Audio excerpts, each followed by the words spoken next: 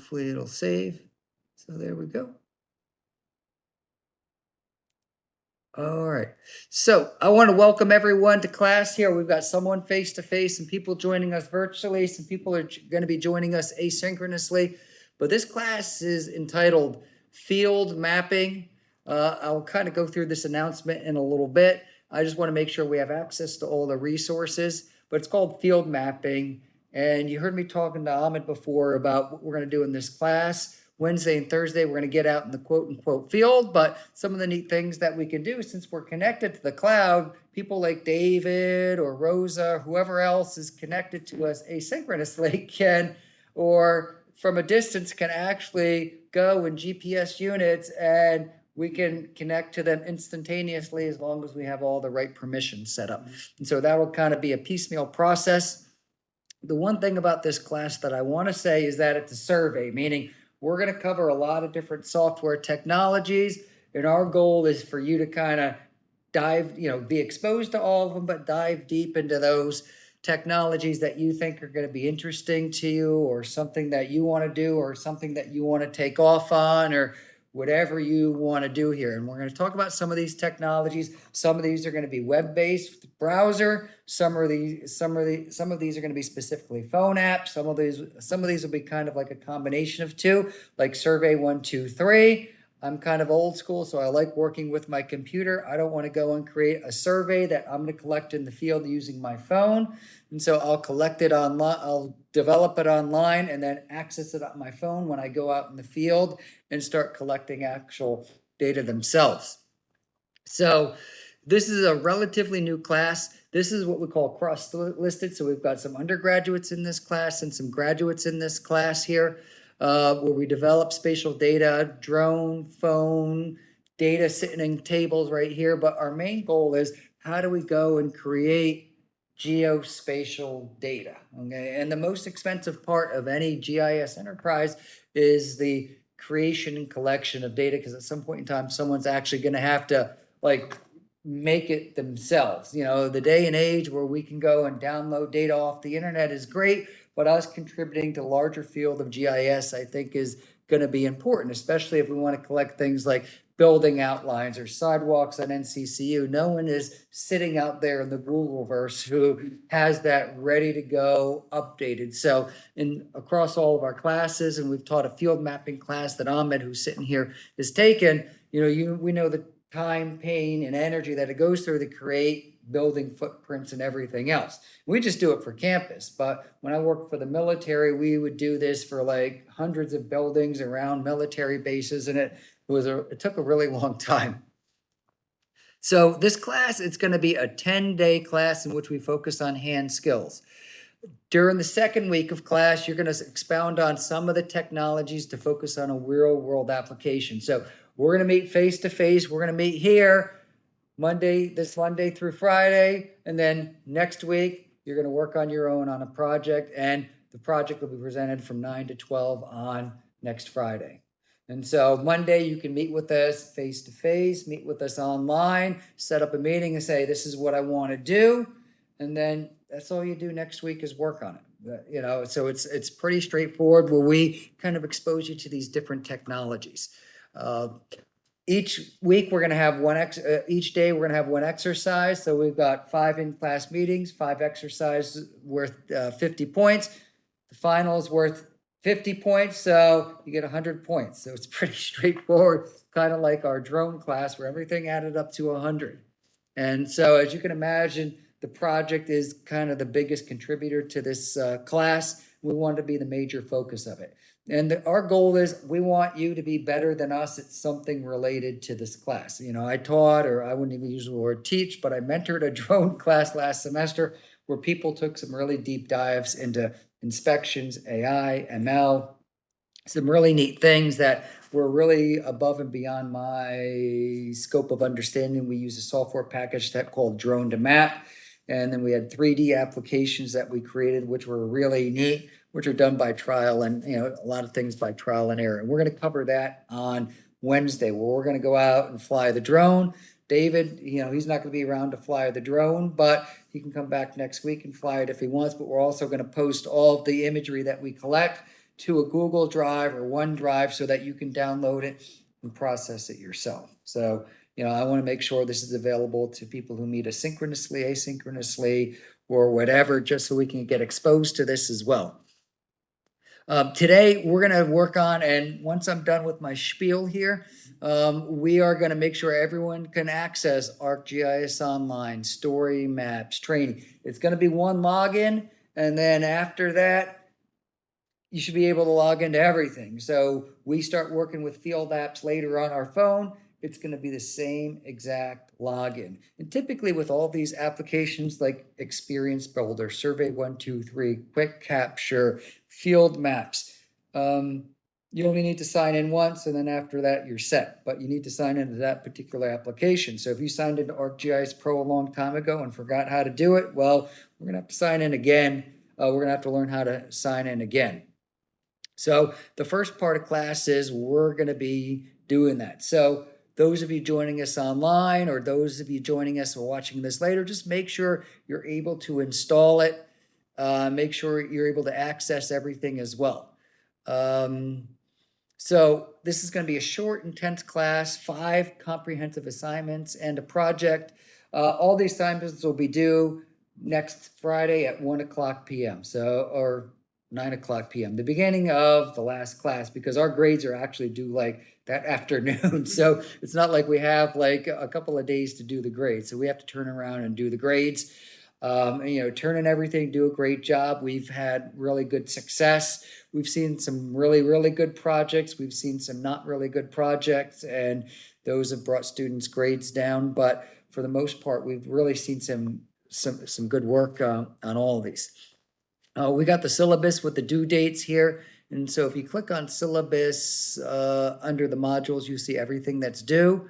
After this class ends, we're going to be largely unavailable. So taking grades of incomplete, it's not a possibility. If you want to take the class for the rest of the summer, Dr. McGinn and I have been dealing with people who want from the semester who want incompletes, and what justifies an incomplete, and getting into some of those semantical arguments, which we don't want to deal with here. So just turn in the 5 assignments, do the final project, and we don't have to deal with anything else, to be honest with you. And it's really, that incomplete stuff kind of gets out of control a little bit, and it's probably more my issue than anyone else's. Let's see. GIS, they're expanding at exponential rates, so it's really difficult for us to keep up on them. In 2006, I thought I was like the expert at GIS. I thought it was the greatest thing since sliced bread at GIS. But now we've got cloud, we got quick capture, we got drones, we got GPSs, we got all these different technologies. So I think Dr. McGinn and I, we kind of know a little bit about everything. We can point you in the right direction and really want you to take some deep dives down, because when you start doing this for a living, you're going to be the expert. You're going to be a drone expert, or you're going to be a parcel expert, or you're going to be a, cloud-based expert, or, and so we just want you to get exposed to some of these technologies.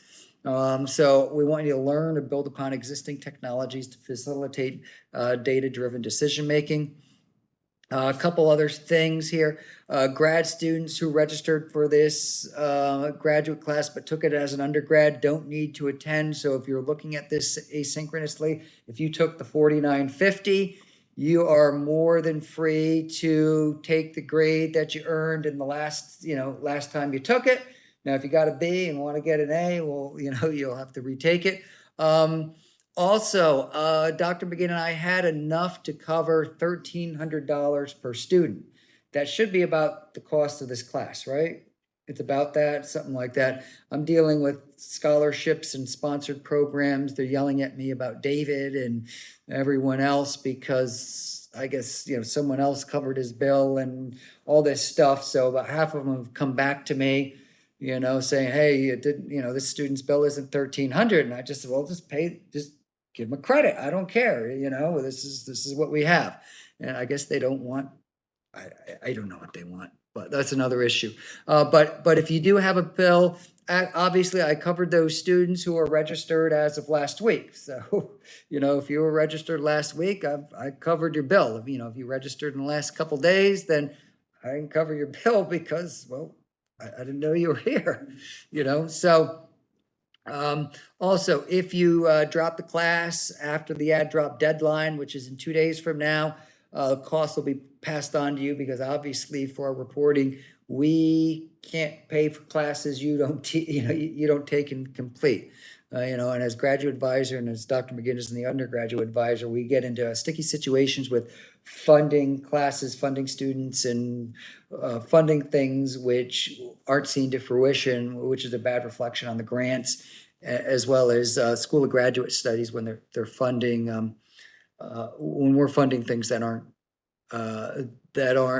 incomplete, or we pay for it and then student drops the class and give me the money, and I'm not cutting students checks to not take the class. And so those costs will be passed on to you. So that's about it from these things here. We got the actual syllabus right here. We'll be here office hours this week here after class from 12 to 2. We got our contact information, but today we're going to work on GIS basics. I know Ahmed took my crime mapping class, so we're going to cover some of the finer tune points of select by query, all that other good stuff. We've got Michael in it. We've got a couple more face-to-faces here. That's good to see you all. A couple of graduate students here. So Mike, I call you Michael, right? Yes. Michael. Okay. There's another Michael here, and this is Michael. And then we got Andy here as well. Joined us.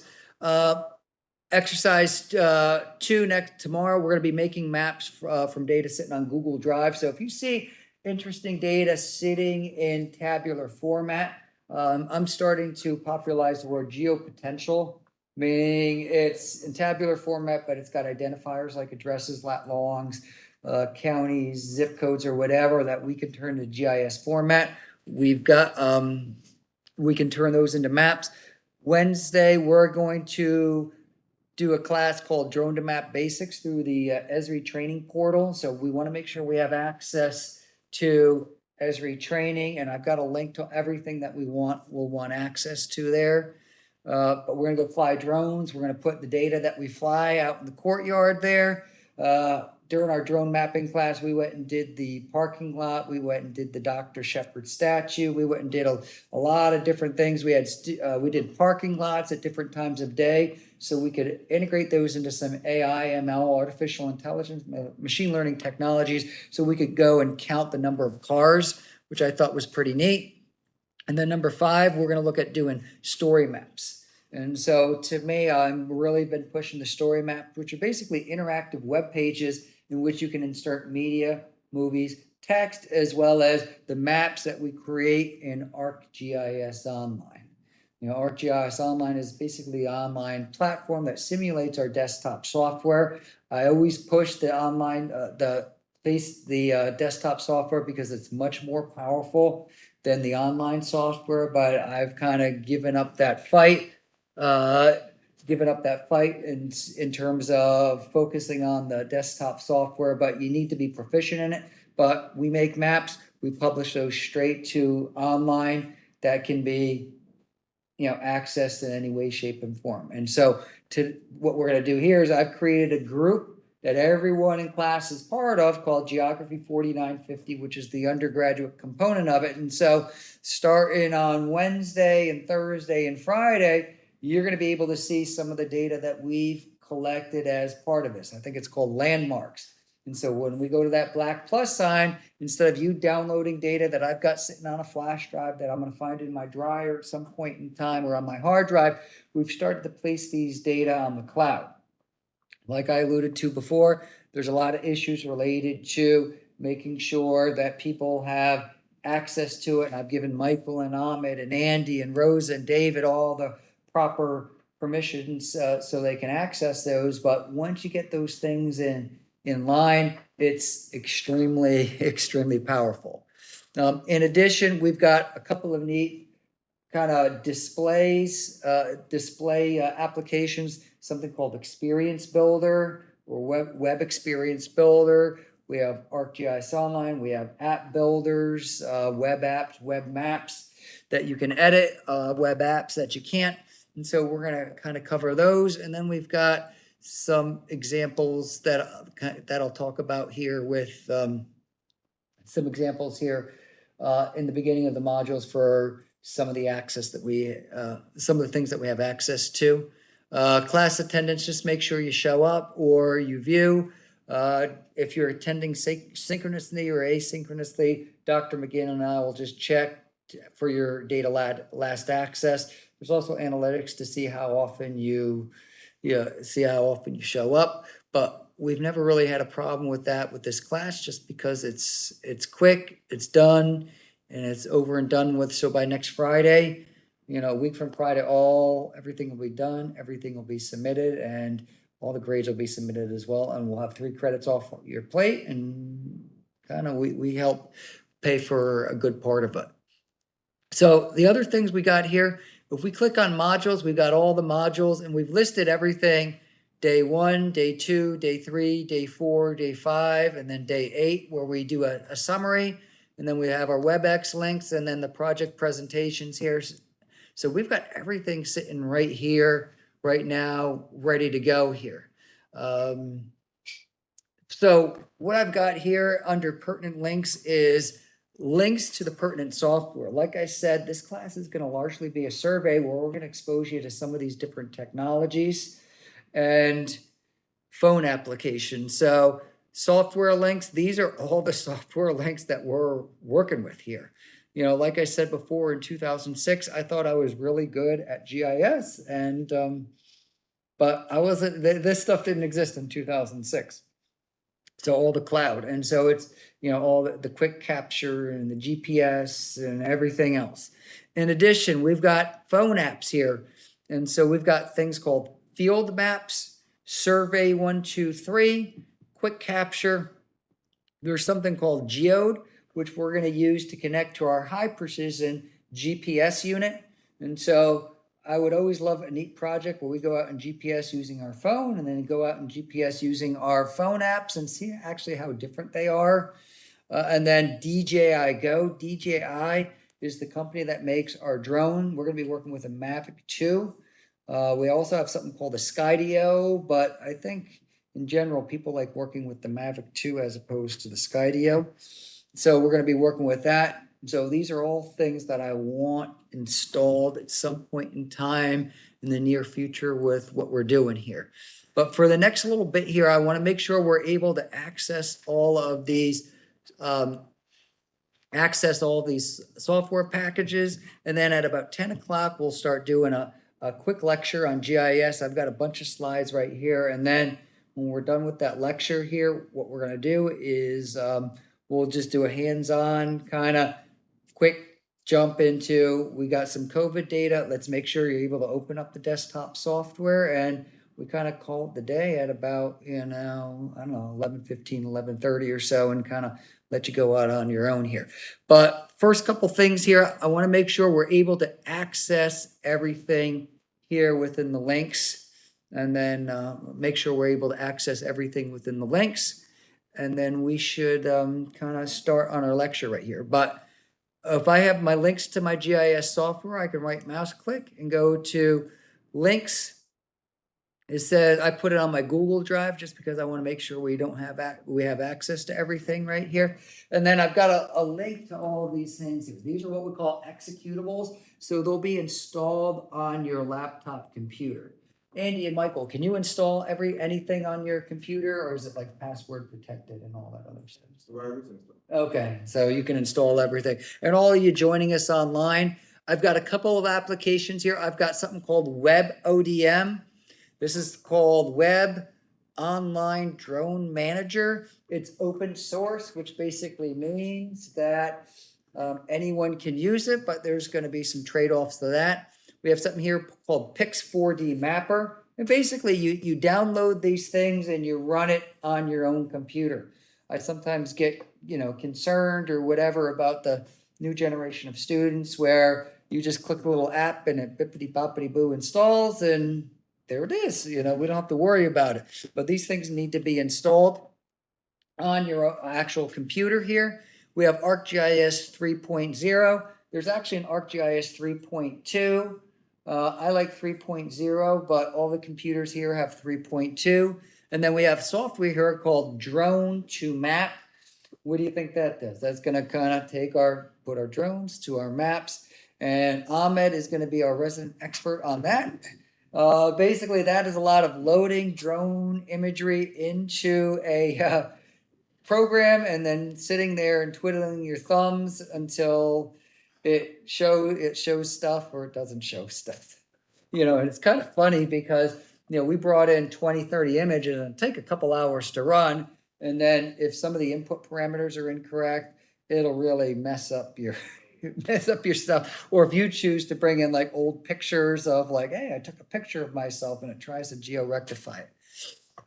And so what I want us to do is be able to install these as well. The other big thing we have here is ArcGIS Online.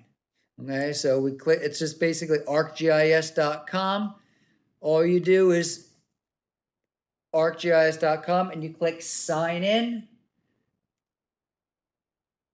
And when we go to sign in here, you can sign in using this double secret probation software that login that I have, or log in using your organization's URL. And our organization's URL is DEGS NCCU. Okay, and Andy and Michael, you should be able to log into this. Are you logged in already?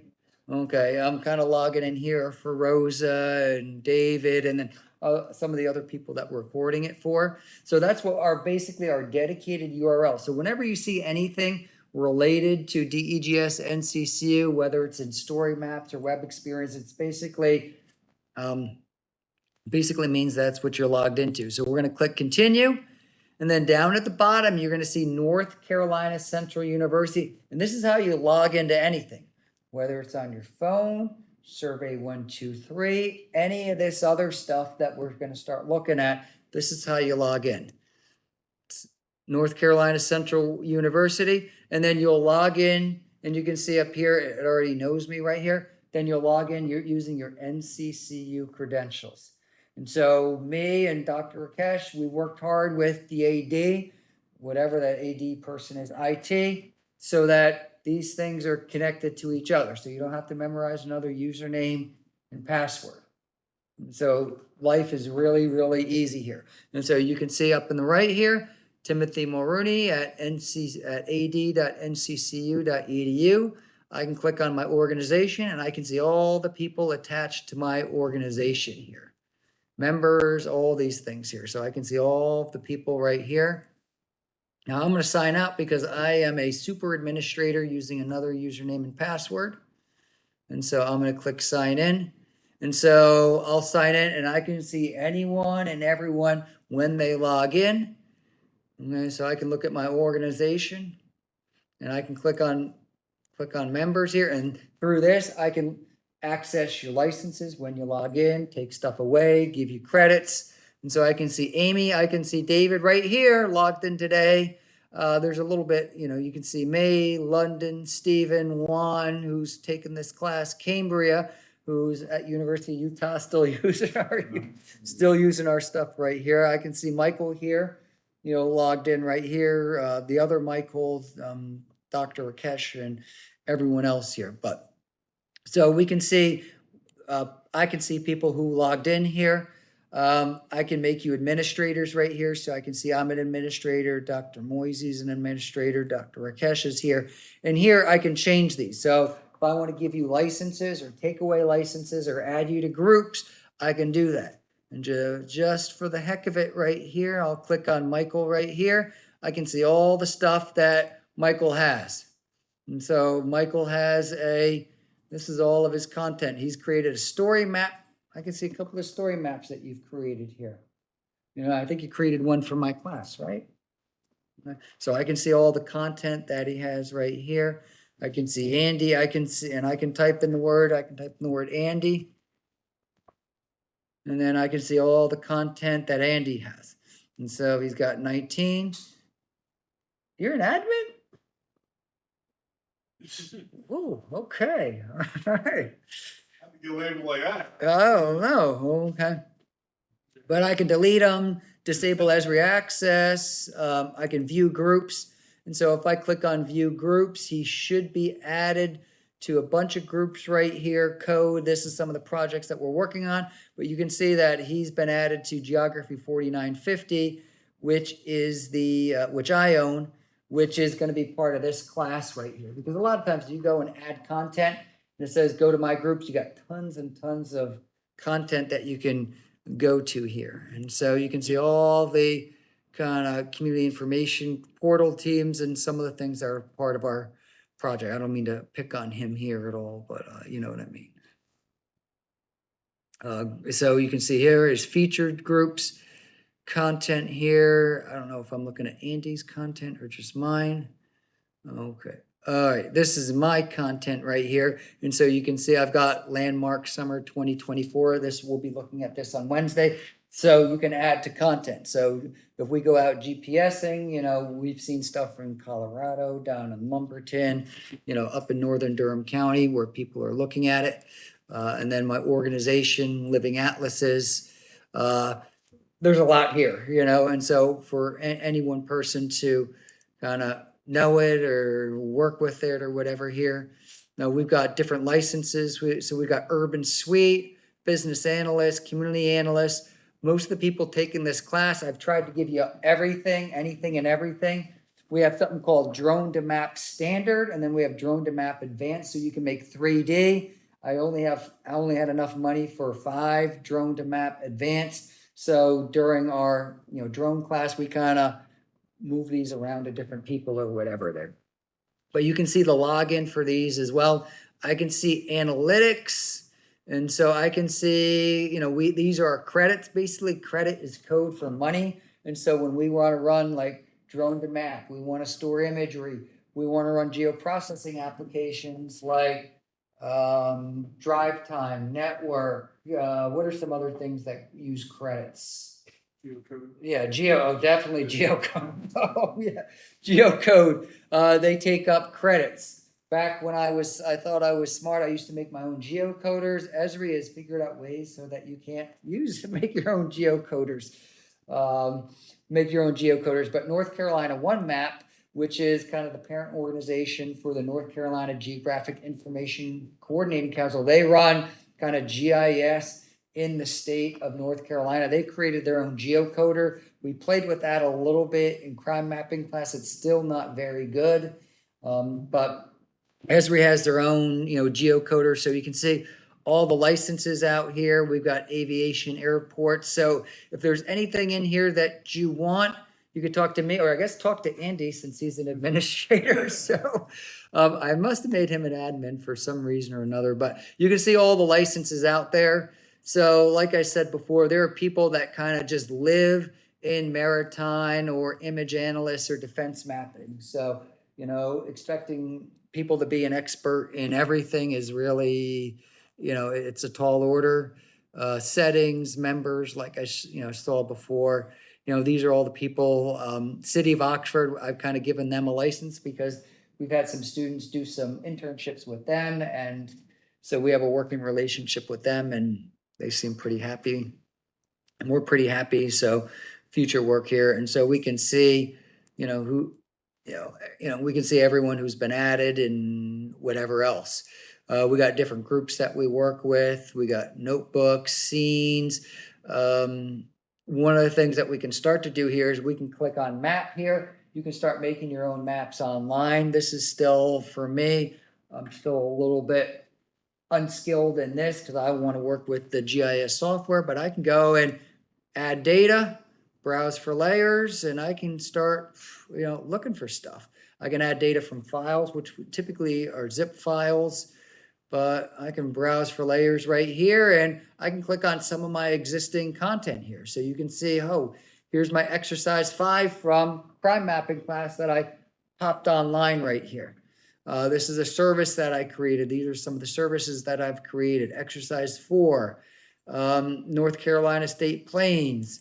This is a Durham Police Department, that I've added. I'm gonna add this to the map, so some of this data that we've taken from DPD homicides, I guess these were geocoded at some point in time. Okay, I don't even know what these are. Tim's Query, murder near school, everything else here. I can click on this, I can click on my groups. And so these are all the things within my groups here. So landmarks 2024. This is gonna be one that, these are all landmarks that we've collected using our phone right here. And so when we go out and GPS using the geode or our own things, so I can click on this one right here down at Sand Hill. And then you can see that my fourth wrecked car, I think this was James Grace.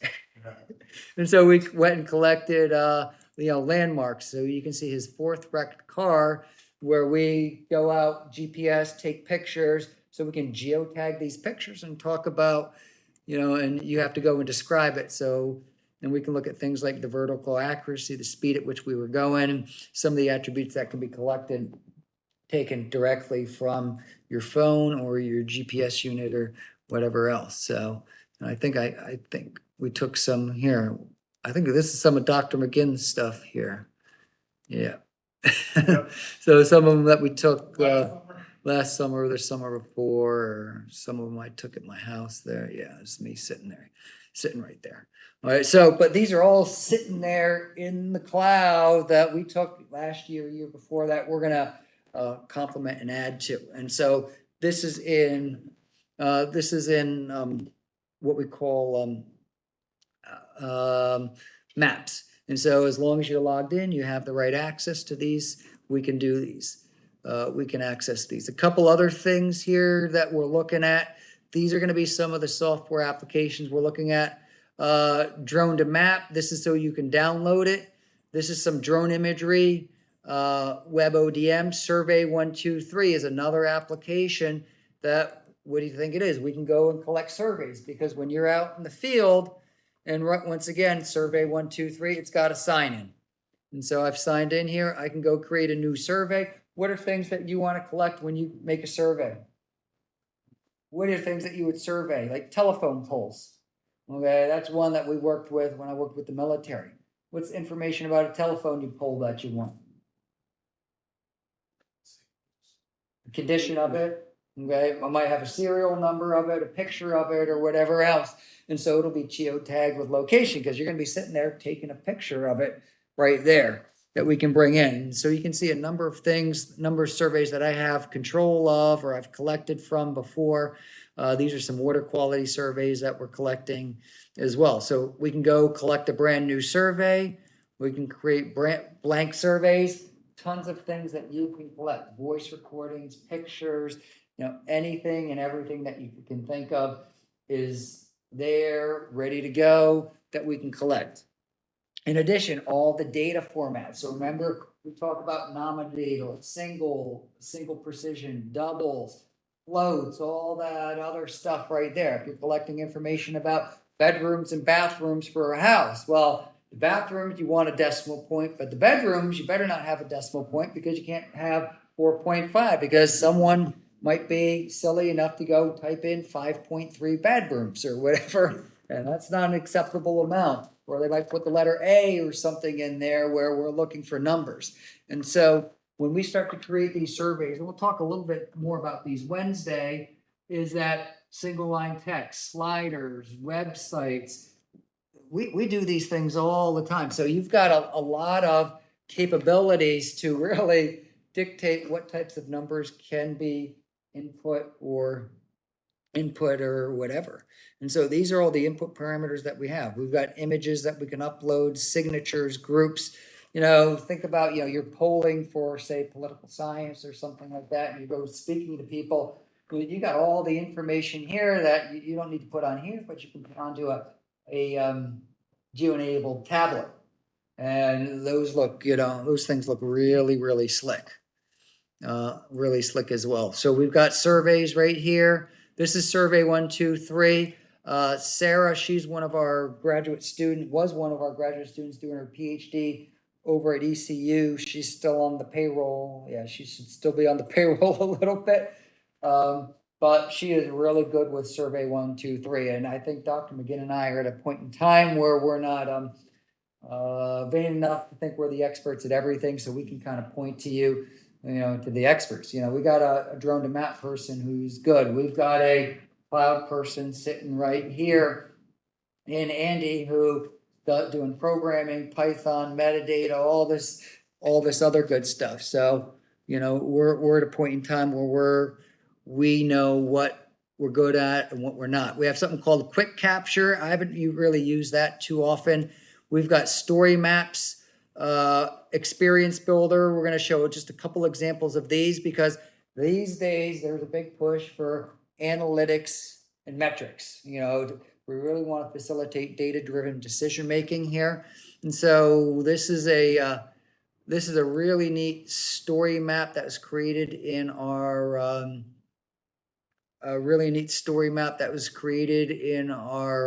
crime mapping class. But people love looking at maps of motor vehicle deaths or motor vehicle thefts. And this was done by Travis. Yeah. Travis is one of our online students. He went and downloaded all the data. We look at a map like this. What does this look like to you, Michael?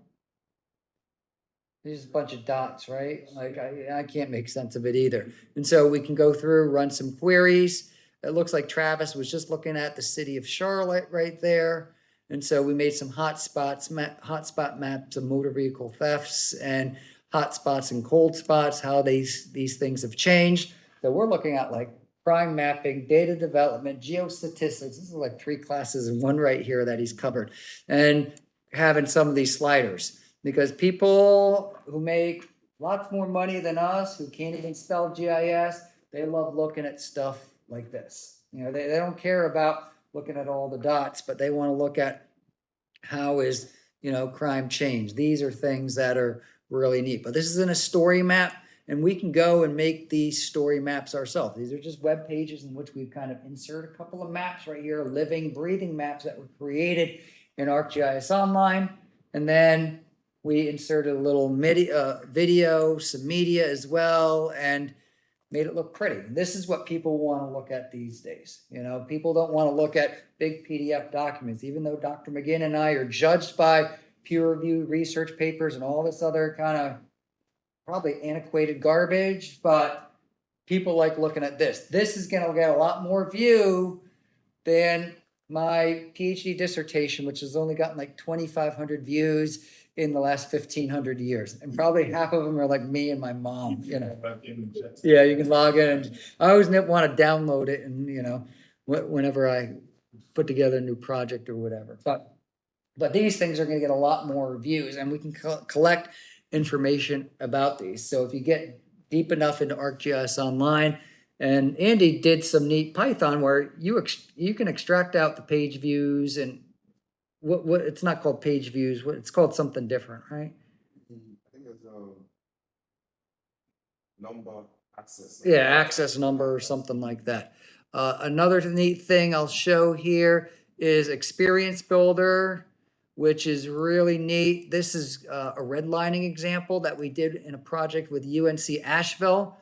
So this is kind of like a map, but we can turn on and turn off some of the attributes here, because when we have geospatial data, like James's car, he had a description, he had a date, and all these other things. What are information that you want to collect? These are redlined properties. You've heard the term redlining before? Yes. So this was in Asheville, where basically they literally just took away all these properties. And if you've ever been to Asheville, it's really expensive downtown. And it's basically, built on the backs of all these properties, which were largely owned by African Americans that were taken away in the 50s, 60s, and up to the 70s for a quote unquote fair market price, so they could be replaced with, parks and all other stuff and $1 million properties right here. But Mike Wallace worked on this project here. This is a really neat project where we can turn on, if they were owner occupied or renter occupied, tenant occupied. So you could turn on and turn off. So this is a little bit different than these maps where we give people the ability to do these. We can turn these on if they were schools or not, vacant lots. One of the other neat things that he did was he superimposed some of the red line maps, because back in the day, like these insurance maps literally had like red areas on places, on the places where they were drawn. Somewhere, oh, here's the layers right here. So we can turn on, we can turn on and turn off all of these maps right here. And so we can kind of look at the part of downtown Asheville where they are, and then superimpose with the, fire insurance maps. These are some kind of historic maps that we've had sitting there. These are some of the properties that were acquired, quote unquote, acquired right here. And then, we're looking up to like 1978 with some of these, but you can click on these individual maps, right, properties right here. You can see how much they were sold for. In some cases, he's got photos attached to these. So you can imagine the data development that went into that. And I think some of the value, I think, what the city of Asheville is doing is kind of looking at the value or the total property value of all these places that were taken, look at the possibility of some type of reparation for the people or their kids or heirs or who are still alive for these particular areas here. But this is what we call an experience builder. These are just, I like it. You can imagine how good, I don't know much about the experience builder, but this is good. And he's done another experience builder with us for this particular project here. And last thing I'll mention before we kind of get into our lecture here is dashboards. People love to look at information. During COVID, we had a lot of dashboards. This is called the Missile Dashboard, which is related to maritime incidents in North Carolina. Isabel and Lauren Johnson, I think. Lauren Johnson did this as an internship. So these are pulling from real-time data sources. Probably some of the other data that are sitting in ArcGIS Online. And so you can see how many different incidents, one's mostly related to maritime safety. You can see how many we had throughout the years. What were the mission programs, and we can kind of click on these. In theory, we can click on these and we can look at information about, what this particular incident was related to. Because like I said before, the people who pay in our bills, they want to just look at stuff like this. And so these days, Esri has dashboarding capabilities. So we got dashboards, we got web experience, we got story maps for all levels of users. My parents could probably go and make a story map. Anyone could pretty much make a story map. So all it is a glorified web page. If they want to insert a map, they can go and insert a map. But kind of what we're going to do here is go through and look at some of these technologies here. And we got the links right there for the type of thing that you want to do. Is Andy going to be kind of displaying it for everyone, or is he going to be sharing it with the researchers? And even bigger picture, we've got in these things called hubs, where you can make your own pages that have downloadable data. So you can go and download and link to all of these here. That's about it from my end here. Dr. McGinn, he's going to kind of do a little intro here. I got a meeting with NASA, and I'll be back in hopefully quick, but who knows? Yeah. You don't need that computer, right? So we don't have to. Nope. So we got a little talk here on using GIS, and then we'll work on the exercise and the day. Yeah. I'll be back in another one. Yeah, you're fine. You're fine.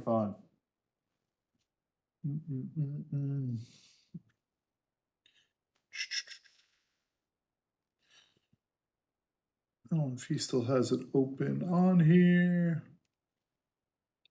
So he went through this and mentioned it kind of quick here, but the best thing that I love about the mapping stuff in the ArcGIS Online is up in here on the left-hand side where it says groups, and he did my content. The best thing you could go to do is Living Atlas, and any stuff that's out there that anybody produced anywhere, you could search and find. So you can go collect earthquakes from someplace that somebody collected and put it out there on the Living Atlas.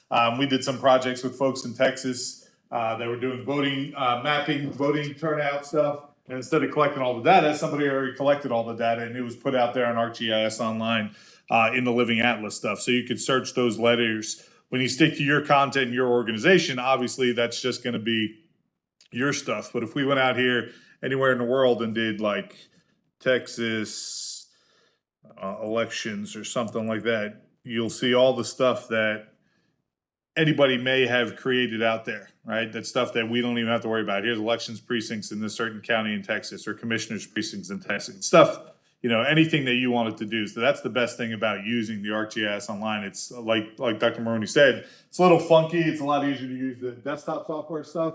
But as far as finding data goes, that's the best place to go out there and find that stuff.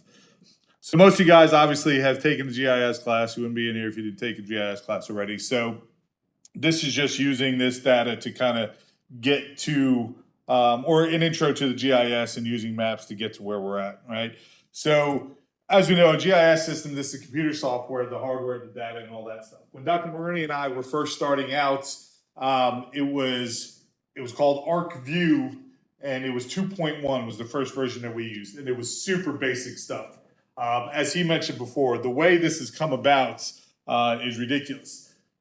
You guys have been raised, and we all have been raised now, in a world that has all these other things associated with it that people often confuse for a GIS, right? GPS systems, satellite imagery, all that stuff. But a GIS really isn't one of those, right? It includes a lot of that data from those components, but a GIS is the whole kind of collection of all the data, all the hardware, all the stuff that is used to facilitate these decision-making processes. And as Dr. Maroney kind of joked about, and the truth of the matter is, most of us, and this is kind of how I got into geography, most of us like to look at pictures a lot easier and assess data than we like to read articles or read spreadsheets or anything like that. That's true for professionals also, right? They like to look at pictures, look at maps. Now, when we go through, and some of you guys may have experienced this before, or you will in field mapping, just like anything else, you can lie with data, right? You can make thematic maps that are not explicitly lying, but can be misleading based on their interpretation. So that's some of the stuff that you learn as you go through the process, that you're going to represent what you want to represent, but oftentimes you have to give a disclaimer like this is not representative of something else, right? I often use the time of, if you're thinking about a thematic map, like he showed with Travis's map, that are big blocks, right? If you thought of something like car thefts in Durham or Durham County, well, most of those car thefts are probably in specific areas, but if you represented the entire county, it's going to be a lot higher than in Buncombe or Asheville or someplace like that. So it kind of is misleading based on how specific in the scale you get to, right? When we look at geographic components, again, we have really 5 different components. We have people, software, hardware, data, and then procedures, right? We're looking at kind of the software and the hardware portion of it. Now, the benefit that Dr. Maroney just went through of taking these classes and getting acclimated with this stuff is, if you tried to do this outside on your own, and some of you may have done this, super expensive, right? Having access and licenses to ArcGIS is super expensive. Doing it through here and getting that experience helps you guys immensely when you go out into the job world.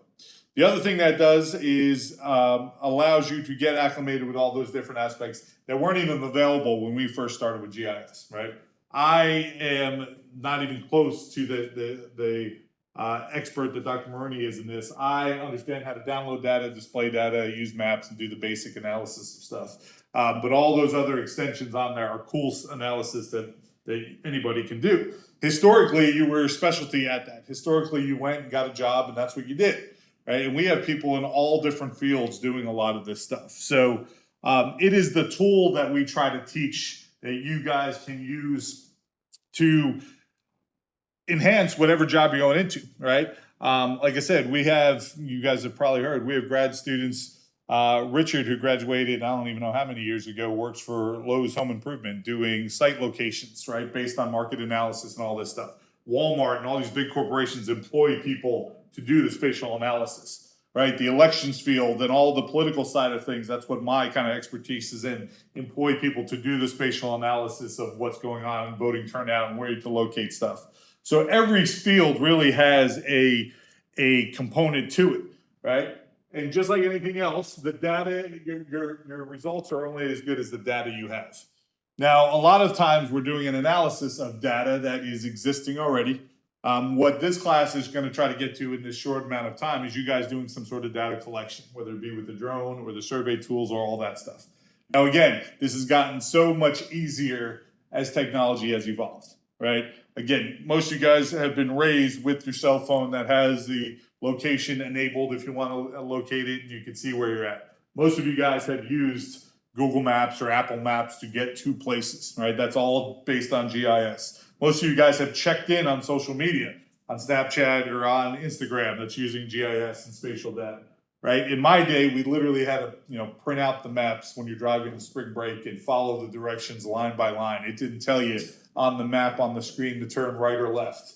I can remember getting lost in 1996 in Dothan, Alabama, trying to drive to Panama City on spring break using an actual printout map, right? But with that said, because you have all this data and you have the ability to collect all this data, that becomes somewhat overwhelming, right? It's not as simple as it was. But it gives you guys tools to do whatever you want and analyze anything you want. Just in the 3 years that we've been teaching this post-COVID, the projects and how complicated is not the right word, how deep and how detailed the projects have become has been great because all these different components and stuff have come out over time.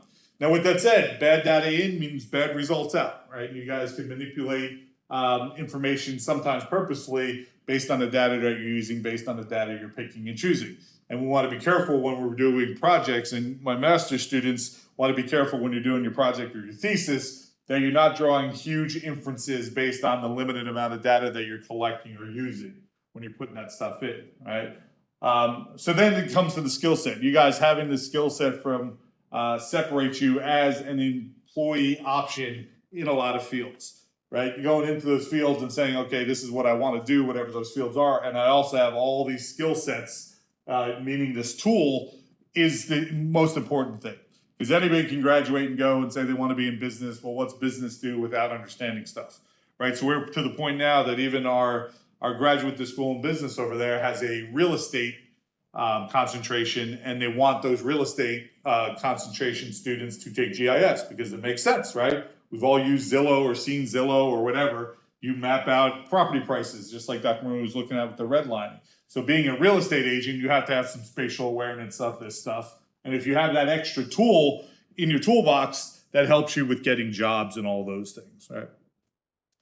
So he talks a little bit about the cost. As I mentioned on here, the software costs can be super expensive, right? But you get yourself a computer, you get yourself software, free for you guys now, and you can see up to $4,000 there. That's not a bad gig to develop that tool and make yourself a GIS analyst job of $50,000 to $60,000 starting out, right? Obviously, everybody wants to make more money starting out, but just think of not even being the GIS analyst and having that extra tool into other fields as you go into those fields. Right? So the related technologies, we mentioned this already, right? Database management stuff. Dr. Mooney's data science class that he taught this spring, which was brand new, one of the grants we have with NASA that he's jumping on a call for now. Essentially, this is big data management. That's what it is. It's creating data, collecting data, and figuring out a way to manage that data. Because all this data is going to have a spatial component to it. Right? Whatever it is, it's going to have a spatial component to it. So organizations are starting to realize that instead of going through like an IT major, hey, if we get the spatial component to it, we can do a lot more analysis. Right? So we're working with all kinds of different things with data management systems. Statistical analysis. The most programming I know, the most stats I know is through a GIS. Right? If I had to take a regular stats class, I would die. But I know how to interpret the numbers that a GIS runs in things like GeoStats class, right? That's where I learned about correlations and causations and R-squares and all that stuff, standard deviations. It was through the GIS. And a lot of times I think as we learn, it's a lot easier from the practical sense as opposed to sitting into a math class. Now, if you've taken those math classes and you're good at this statistical analysis outside of a GIS, you could be great at it in a GIS because it has all these wizards and tools to do things, right? Computer networking, again, back to those story maps, understanding how all this stuff is on the web, understanding how we could access data from across the country, right? All this stuff, as you guys can imagine, but sometimes I think we have to point out, because sometimes it's taken for granted, that is now readily available to us because we have access to that. Again, literally, when me and Dr. Maroney taking GIS classes, first as undergrad in the 90s, which there was hardly any data that was out there, the internet barely existed, right? Then even to grad school in the mid 2000s, 2005, 2007-ish. Then even when I finished my PhD in 2012, so about 12 years ago. Dr. Maroney was a couple years before me. Even in those 12 years, the amount of data that is out there now and collected and just put on the web has doubled and tripled in size. So stuff that we did that we had to collect data or find data, you guys have access to all that stuff. So understanding how all this stuff is connected. The desktop mapping skills, again, that's actually producing the maps, right? And that's its own skill set. We have taught this class for years. We have had a number of different students come through this class. Some are better than others, and there's some level of artistic license in making maps, right? Who your target audience is, what the maps are gonna look like.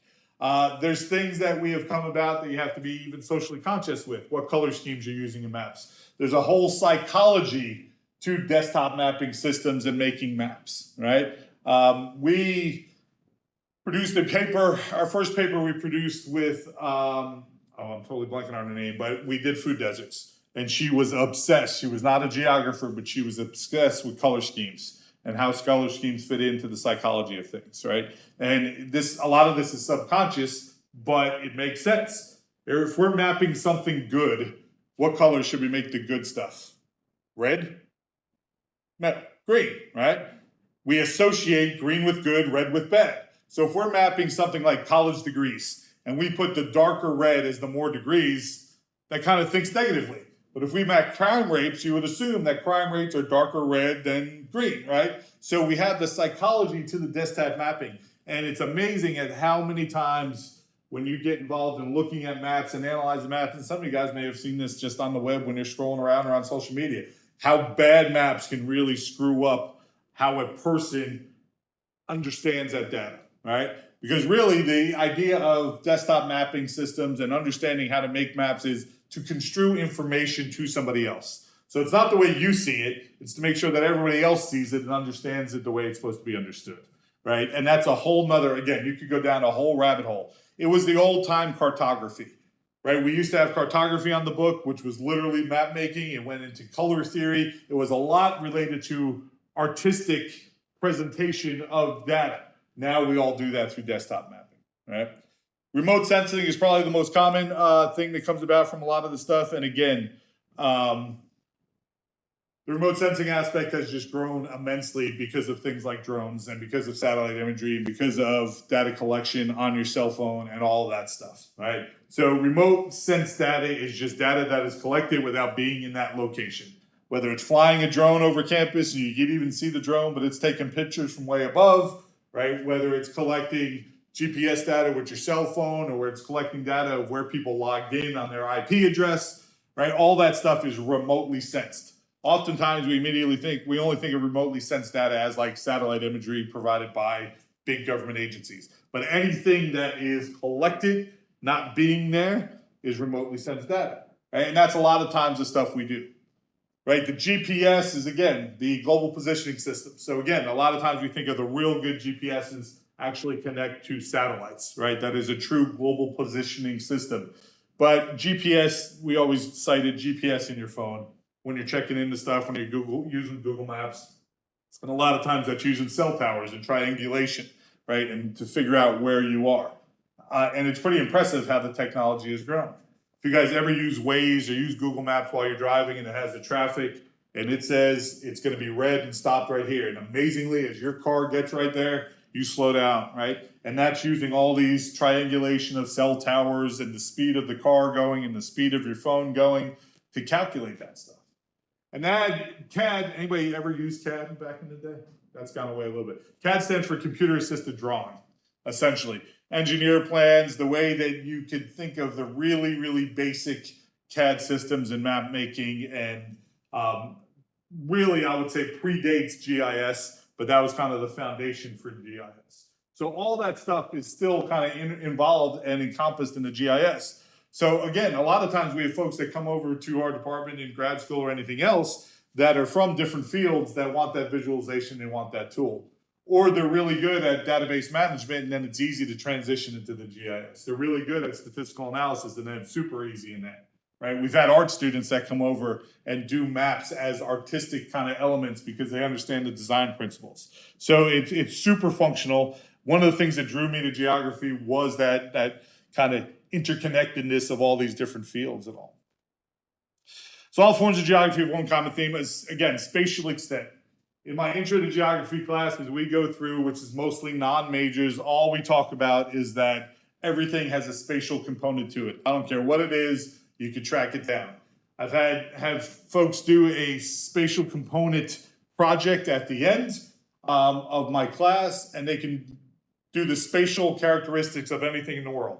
And I've had things from twerking and where twerking was in different parts, and that's sad but true, to different candies in different locations and what's used, different foods, the way things are spatially distributed, because it all has some sort of aspect to it, right? All geographers are interested in is the way things are laid out and organized on the surface of the earth. And from a geographic perspective, as you go through these classes, as you get to your undergrad or get to your graduate degree, you start to realize that there are actually really distinct spatial patterns that you can make a lot of assumptions in the world that maybe were subconscious that you didn't even realize.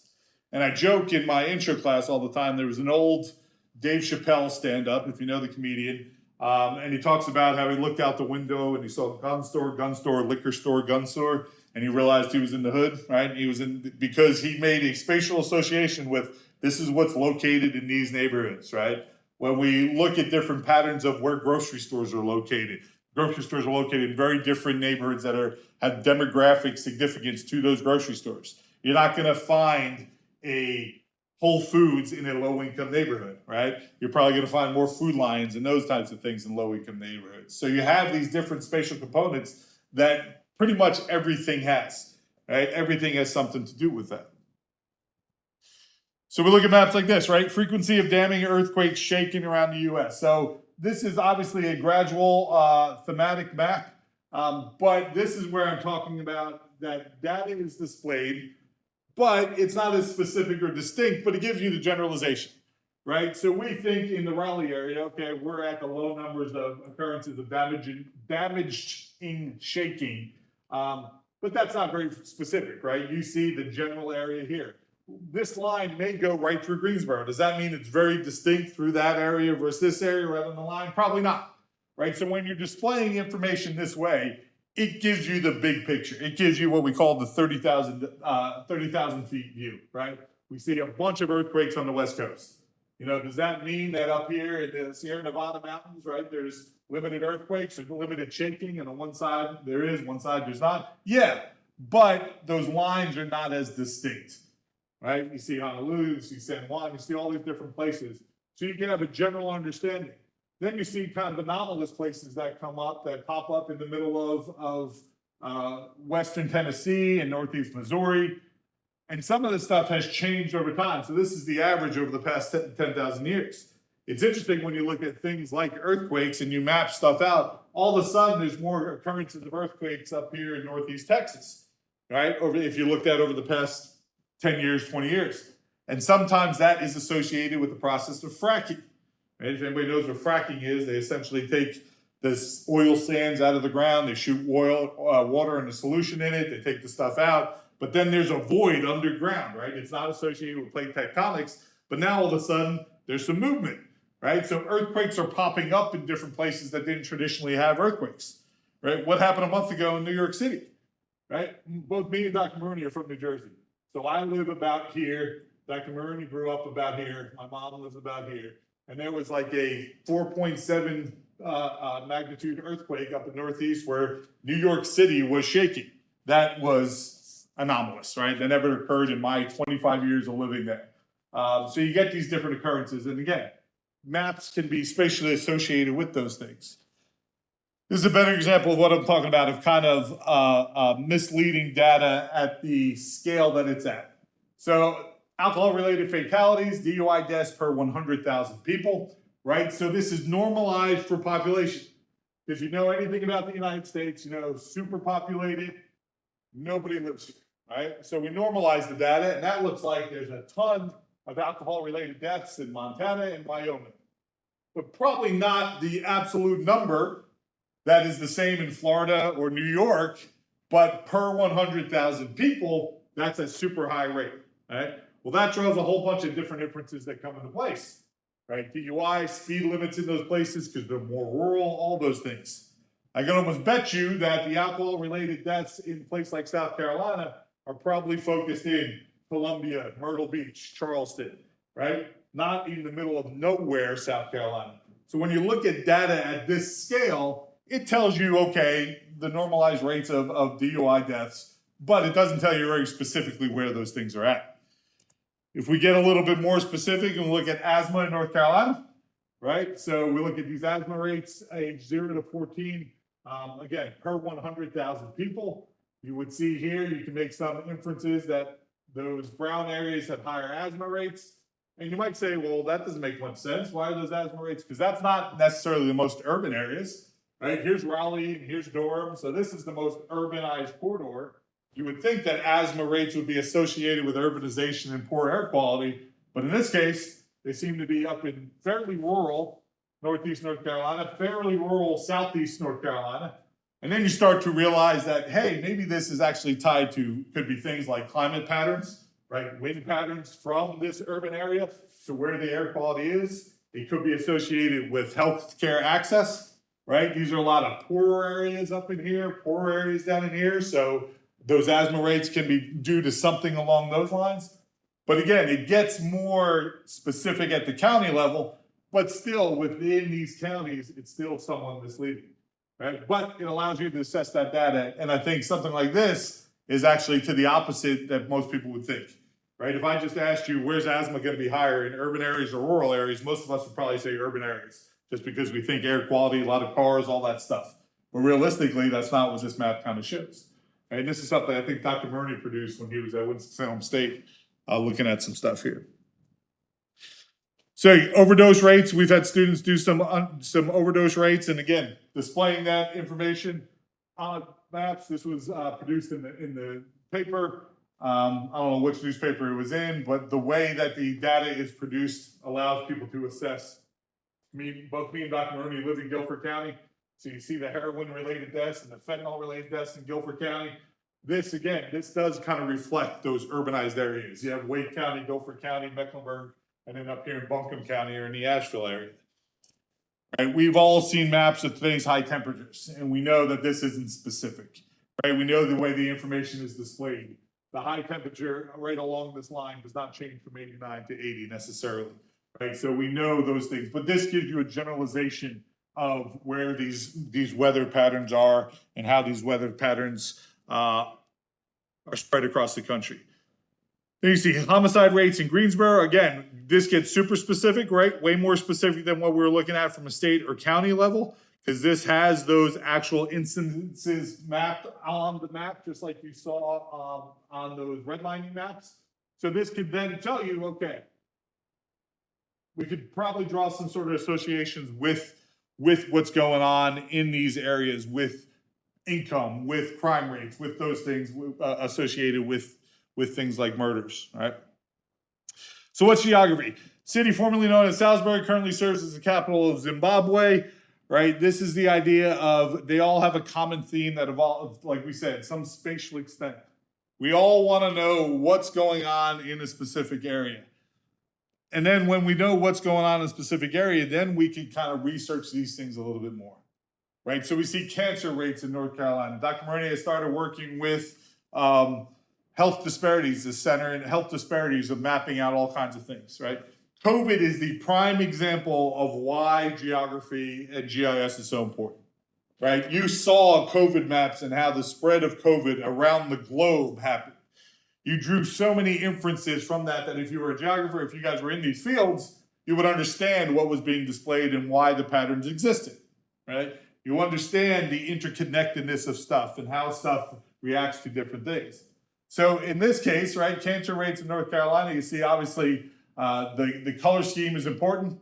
The way the map's displayed is important. When we get back to that cartography, right, having a north arrow, understanding somebody that doesn't live in North Carolina, where North Carolina is situated in the United States, having some other information on there, having it laid out nicely. But this basically, if I told you and flipped this and said the darker counties had higher rates, you wouldn't be able to wrap your brain around it, right? We know that lighter is less, darker is more. That's the way our brain wraps around colors, whatever those colors are. So you look at this and you see, okay, there's high cancer rates in a lot of super rural counties. Again, here's the urban corridor, right down here. That's where most people live in North Carolina. So that then causes you to say, okay, well, why are those rates so high in those rural counties? Then you start looking at income inequality, access to healthcare, access to early identification of cancer rates. And now it expands out to other research. So oftentimes the best thing about GIS and doing these projects is you put this out there, and again, we're not medical doctors, we can make inferences about stuff, but you put this out there and say, hey, I know the demographics and some of the stuff that's going on in these places, and then somebody else takes that as a foundation and moves and researches it more, right? And especially my master's students that are in here or are going to go to grad school, one of the biggest things that we have to convince you of is to not try to save the world, right? And pick an element of information that you want to focus on and be good at, and then let somebody else expand those things out. So something like this is a basic map, right? But you don't want to go as a master's student or as a GIS professional right now and say, yeah, cancer rates are sky high in Robeson County because X, Y, and Z. Because you don't know that. You just know that cancer rates are inequitably higher in Robeson County versus Wake County. Let somebody else kind of do that further research. You can speculate on those types of things. And I will tell you that looking at this stuff, high rates of Lumbee Indians here, African-American, predominantly African-American counties up here, low income rates in all of these places. So the income inequality and access to health is a huge role in that. Okay. Child maltreatment, again, another map, abuse and neglect. So this is scattered all over the place. What you see is a pattern we haven't seen before, right? All up in the mountains of North Carolina, high instances of abuse and neglect. You need me? Pause you guys real quick. Yeah.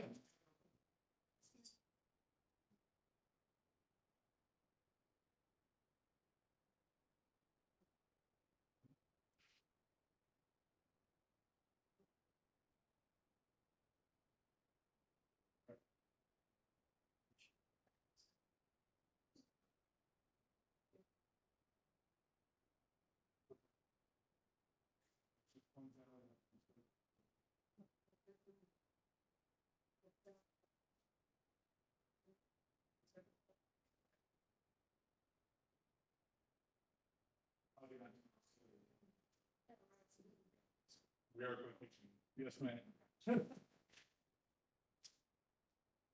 All right, so maltreatment, again, this is a different pattern that we've seen, right? This is now all of a sudden they identify a high number of abuses in the mountains.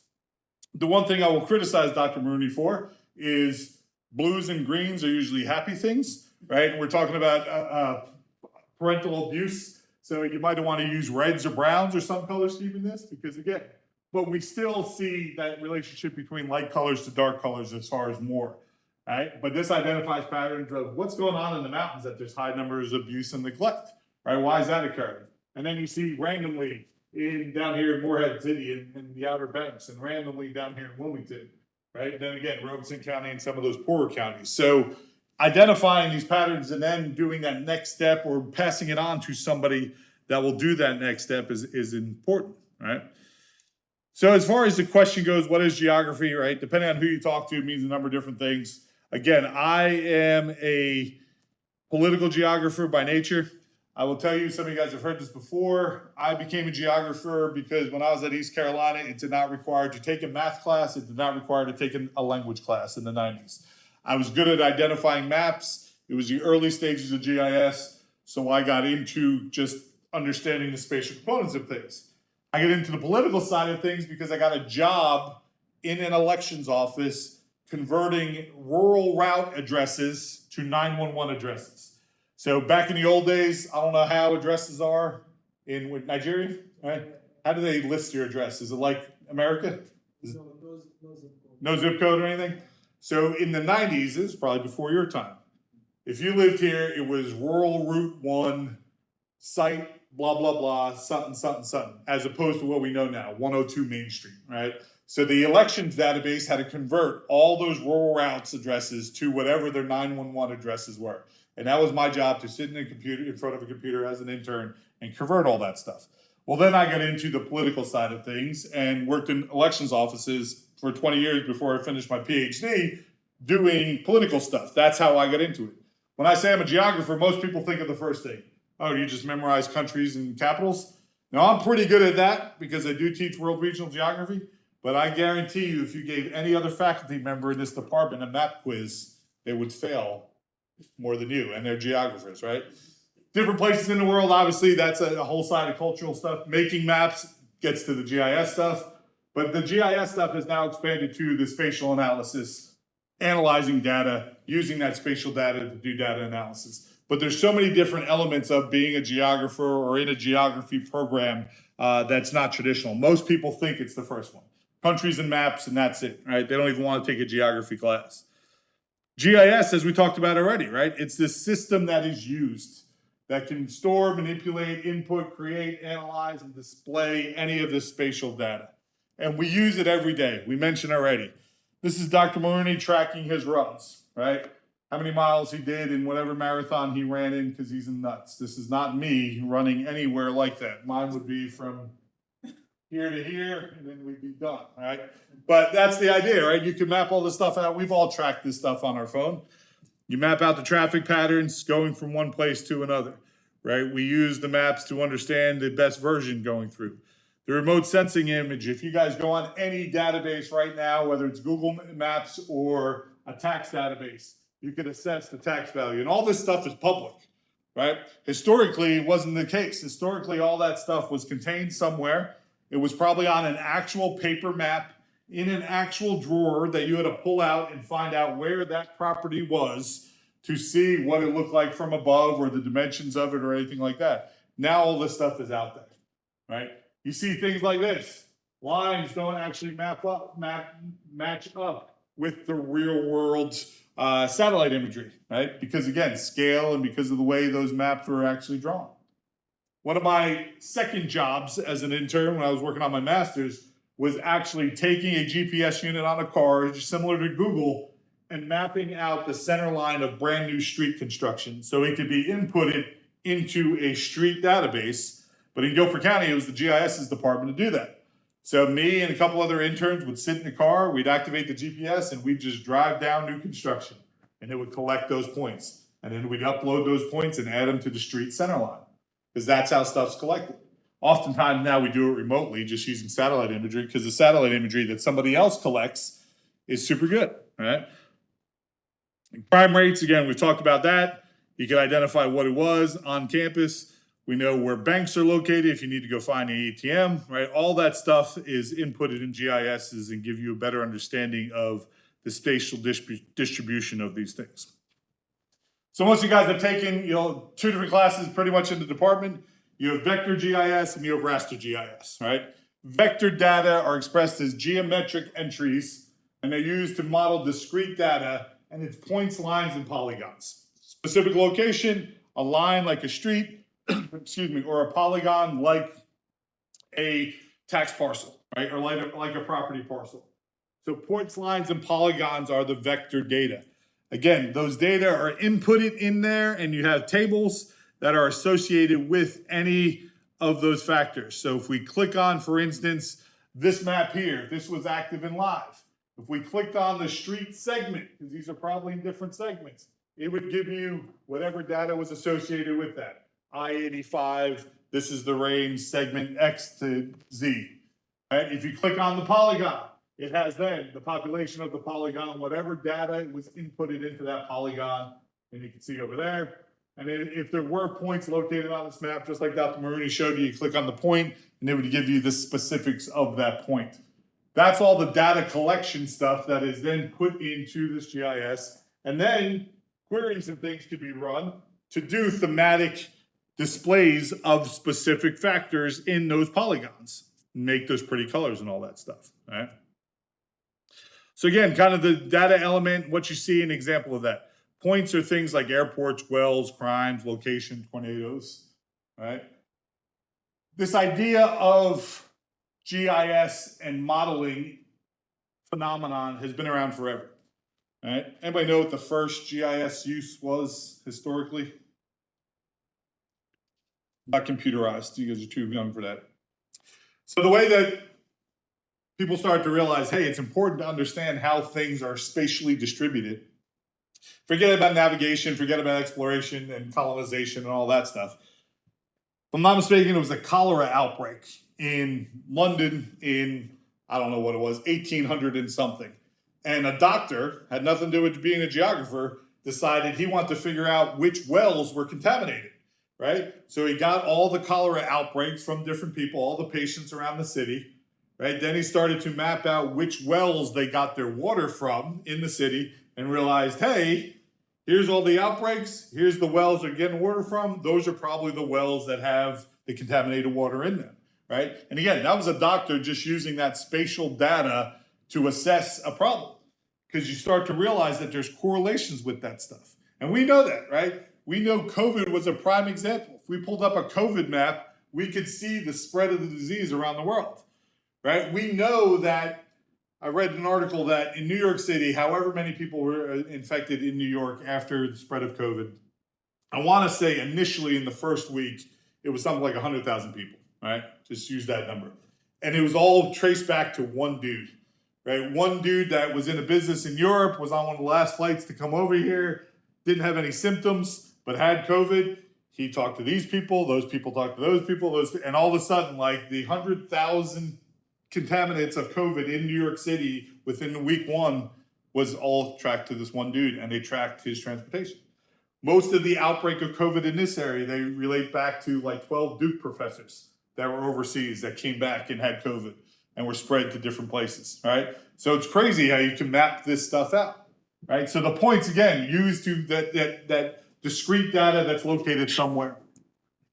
We get the lines, you get, like we mentioned, roads and streams, right? And typically lines look continuous, but if you ever get into analyzing actual street center lines, they're in segments, right? This segment is this address from this point to this point. Obviously, it's displayed in a way that looks contiguous because that's the importance of the line.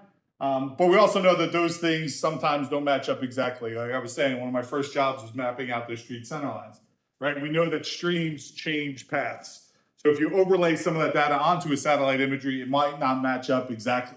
That's the idea behind that. And then you get the polygons of the area. And we like polygons because, of course, this is the stuff that we could do more map creation from, the thematic map from this polygons and the data that's collected. We've gotten to the point now where we use polygons as building footprints, right? And campus maps. If you guys look at any campus map, it's essentially a collection of polygons that are the building footprint. And that's a lot easier. It's done a lot easier now with satellite imagery. Right? Like Dr. Maroney, like I was saying, when we first started, you know, it would be somebody trying to figure out the measurements and create a polygon and stick it in somewhere. Now we could just get a satellite imagery and essentially track it out. Right? Dr. Maroney and I, way back in our beginning of our GIS days to create GIS, it was a physical map that you had to digitize and trace different things to get inputted into a database. You know? So I'll say you guys have it a lot easier. Lakes, cities, high scale, like census block groups. Again, a lot of stuff that we do, it's using that data collection at the federal government level, whether it's zip codes, whether it's census data, whether it's census tracts, whatever it is, because that data is collected at the federal level, and it has a bunch of attributes associated with it, right? It has the population, the income level, all those census attributes that are associated with those block groups. They could do a ton of different analysis and draw a ton of different inferences to different phenomena as you're looking at those things. Then you get to raster data, right? And raster data is this mosaic of pixels. If you ever watched the movie Pixel and everything, or played Minecraft, right? That's the idea. A pixel is a 2D array of these cells. So the raster data is those collection of pixels, right? So the more pixels, the more fluid your raster data will kind of look like. This is why on cameras and on visualization, again, if something's pixelized, when we use that term, that means it's very blocky. But if you have a number of pictures and your resolution is really good, then all of a sudden it looks more fluid. So it's trying to create that kind of 2D array into a continuous model, right? As we go into this. And Tim's more the expert. If you want to talk about the raster stuff more so, you can, but you know. Mhm. Yeah. So again, we go through the raster data, we look at the locations, the coordinate system to make sure these increments make sense. It's on a 2D axis, and we get to these uniform rectangular grids that give us a better understanding of a more kind of spatial association with stuff. But as we said, right, these lines are not distinct. You're not going to step from here to here and all of a sudden there's snowfall, right? But that line is somewhere and that's more generalized. When we look at raster data in the real world, the satellite imagery are raster formatted, right? We've seen times where things are clear with high resolution versus pixelated. Again, and when Dr. Maroney and myself and really raster data and satellite imagery started, it more looked like this. If you zoomed in too far, you couldn't see anything, right? You had a generalization from the 30,000 feet view, not literally what was going on, but then it looked like this. This was probably, I don't know if it has a date on it, this was probably, I'd say 10 years ago, stuff looked like this, right? As opposed to looking like this, right? When I was working at the city of Greensboro, Tim might have heard the story before. I was working at the city of Greensboro and they started to produce satellite imagery. This was shortly after 9/11, so it was probably 2003, somewhere around there.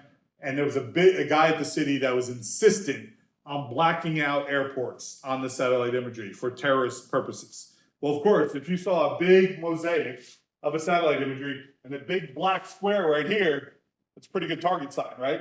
That's what everybody argued, that if you're blacking it out, then people know exactly what's under there is important. But you'll see things like government facilities that are more pixelated than just the woods in nowhere, right? Because they want to kind of obscure some imagery that exists there. This is Tim's, right? This is your house there? It's our place. So this is the drone. You know how many feet up you were on that? Was that You know how many feet up you were taking that picture? 400 there? Right? So again, that's something that we couldn't do 15 years ago, right? It's fly the drone up, get a great picture of the neighborhood and understand. We would rely on either some government satellite to take that picture, or you rely on the flyovers, the way they used to do things is they fly over with a camera and take the pictures, right? So stuff has changed. Historically, if you were looking at satellite imagery and raster data, all the images would be taken during the fall and the winter because they didn't want tree cover to obscure whatever was underneath the trees. Well, now the fact that we can launch drones up anytime we want and take any pictures we want, now you get more real-time data on these pictures and on these satellite imageries. And then we have, of course, Mary Towns, right? This is where we're sitting right now. Then you have kind of the bird's eye view, right, of, Tim, I guess this is your neighborhood? Yep, the bird's eye view there, kind of around.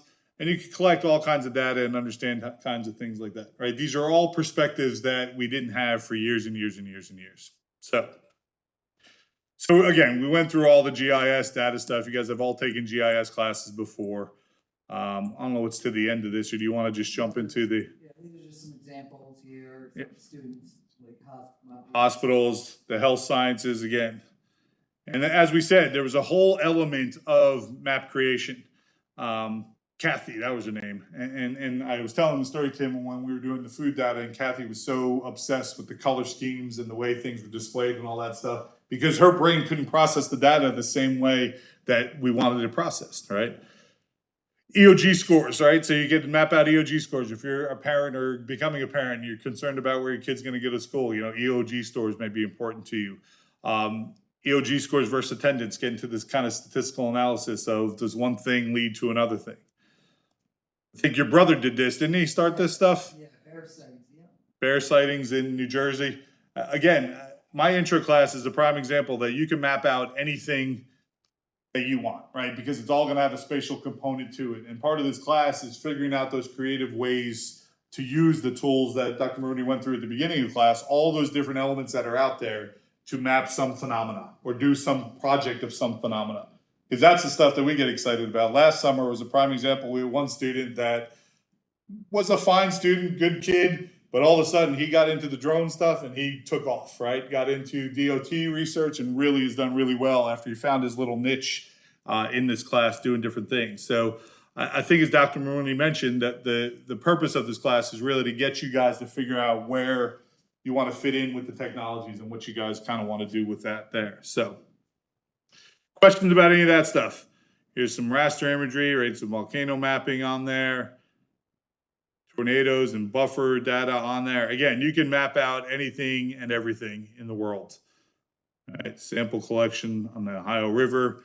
And I go through all the different stuff that we've gone if you've ever taken my intro class or anything like that. So it's not just what countries where and what cities there. It's hardly that anymore. So, all right, Tim, you got the intro stuff on here. Yeah, we'll just open up a map, we'll play with it, and we'll call it the day. How's that sound? Yeah, that worked for all of us. All right, so this is like our intro classes. We are going to, I got a zip file up there, and then starting Wednesday, we're gonna access the cloud stuff. Because in addition to you being able to utilize it, you can push a little button called share, and you can share it. So we gotta make sure you share it to the right people. And that's a big thing. So when we go back to courses, what we're gonna look at is in-class exercise day 1, and then for your for the assignment, you're going to do the Esri tutorial called GIS Basics. It's called GIS Basics, just to kind of fill in some of the missing blanks that we have. But this is a zip file. Is everyone familiar with zip files? I know David is. I know Ahmed is, right? Michael and Andy, I think so, right? Okay, so we're going to download this thing here. Meeting's done. So this is a zip file. Basically, I put all the files into one particular file. And so this is a zip file. And then the main thing we need to do, because I think I saw Ahmed had a problem, is that we need to extract it. Okay, so click the little extract button, because when we look at it in downloads, basically it's just this 125 meg file. If you were to double click on it, you would see there's a whole bunch of junk in here. This geodatabase, this is how we store geographic data. The days of shape files and coverages are long gone, where you can kind of make some sense out of these things here. So we're going to click extract, save it to wherever you want. When you click this little browse sign, because when you click on the zip file and extract it, where does it save it? Wherever it wants to.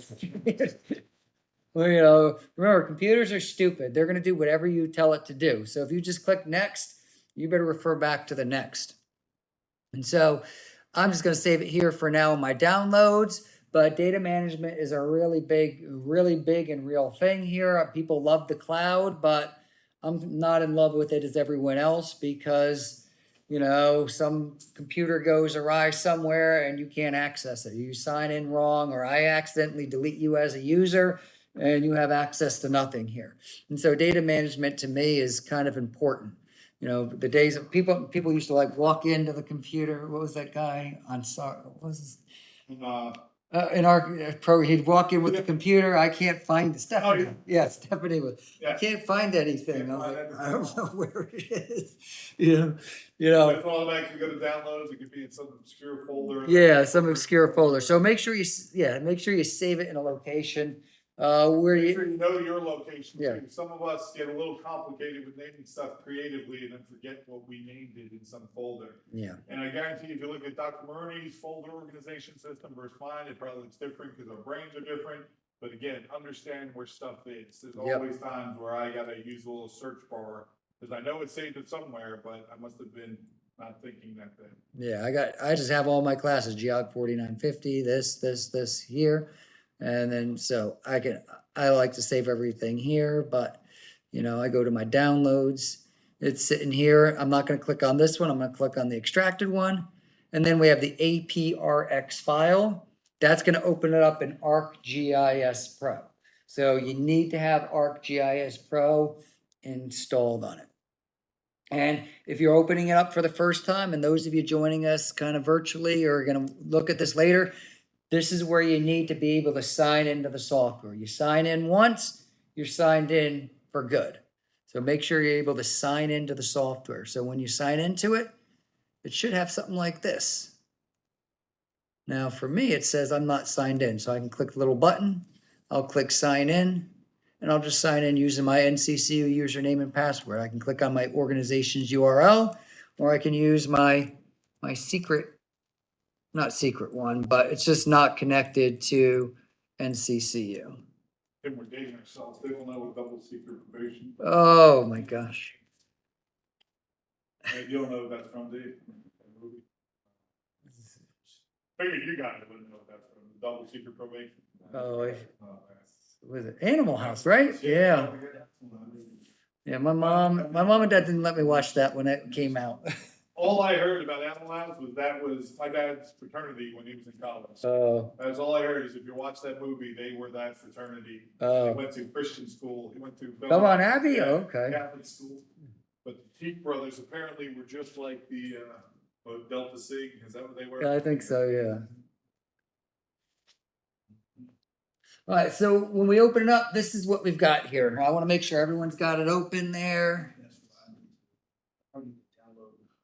Yeah, download OTS. Michael's good here. I think Andy's good here. Go to the, no, go back to where we were in RGS Pro software. You have it, drive, get it open, and there you go. Yeah. And a couple things about this is when you actually look at the, and, we're getting Ahmed, I think we'll get him set there, and I want to kind of help everyone online. But when you look at the APRX file, it's not that big. It's only 113 meg. So it only contains the links to the symbology and connections to everything else. The big stuff here is if I were to look at the GDB file and go to properties, this thing's big, 49 meg. So this contains all the point, line, polygon work attached to everything here. And so what we're looking at here is a map of COVID rates from 2022. You can see these are at the zip code level. I've got food security, I've got counties, I've got major cities. And so over on the left here, what's this called? This is from, what's this thing, this white area called? Well, yeah, attribute table or table of content. Exactly, table of content. And it contains all of our themes, layer, feature classes, shape files, whatever we want to call these things. The actual things, they're called feature classes, but we could put anything and everything over there. You guys online, and some of you guys have run into this before. If you get a little red exclamation point next to any of this data on the left-hand side, that means it's not mapped to where that data was stored. So that's when we're talking about data management. That's one of the important things is you try to open up a project or open up a GDB database, and all of a sudden it shows up in there, but there's nothing connected, right? That's probably because you moved that data, deleted that data. It's looking somewhere else to figure out where that data was originally. So that's why it's important to know where you store all this stuff and keep it all together. Yes. Yep, so under like major cities, if you see the red exclamation point, we can go to properties. We can go to properties, and we go to source, and it tells us exactly where it is. And so basically, when you see the red exclamation point, it's basically ArcGIS Pro saying, "What you talking about, Willis?" Do you think you guys ever hear that term before? When you talk about Yes, different strokes, good. Yeah.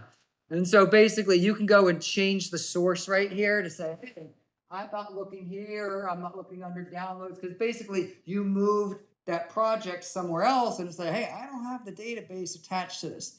We can do these things called relative mapping versus absolute mapping.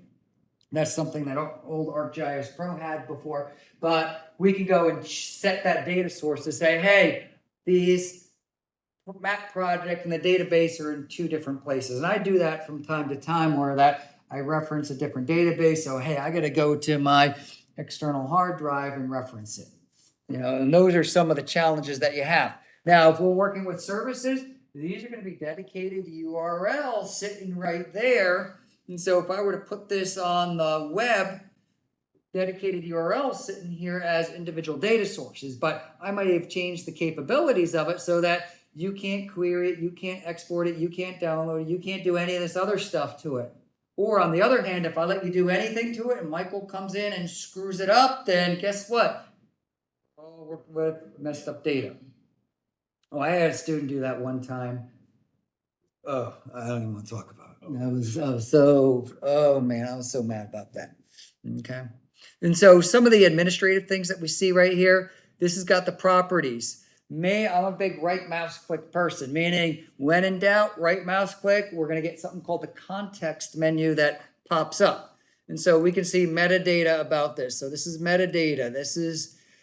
I might have some big metadata projects going on here. Elevation, it's not elevation here, but some of the things related to joins, relates, queries, all that other good stuff right here. I can double click on this symbol. I can change the actual symbology. And so in the right here, I've got a symbology window that comes up. Yeah, I'm going to change it to a red dot or a black dot, or change the properties of these things here, change the colors of these things. The one thing about this incarnation of ArcGIS Pro is one thing I am still getting used to is symbology, making maps, how to change the symbology on this, where that I'm still, these days with the maps, you click a button and it's on your phone, it's on your computer, because we don't really care as much about elements of map design as other folks, because it's going to look different on your screen versus your tablet versus your phone, because that's how most people are going to be consuming these days. And so that's kind of important as well. Also, I have a reference layer that just shows the outlines here of the counties. So counties are subdivisions of states. And then I also have census tracts. And so I've got census tracts that show what we call low income, low access. So these are food deserts, basically. Most of you know me, kind of know that a lot of my research focuses on food deserts. And for some of you out there, like when you start doing research, like Andy's doing a lot of stuff on cloud. How did you fall into doing all this cloud stuff? It was For a project that I told him to do. That's how it is, you know? And so like voting or, my food desert, some girl comes in and says, I'm doing stuff on food deserts. Oh, okay, that's cool. I guess there's a lot of money in food deserts, so let's do that.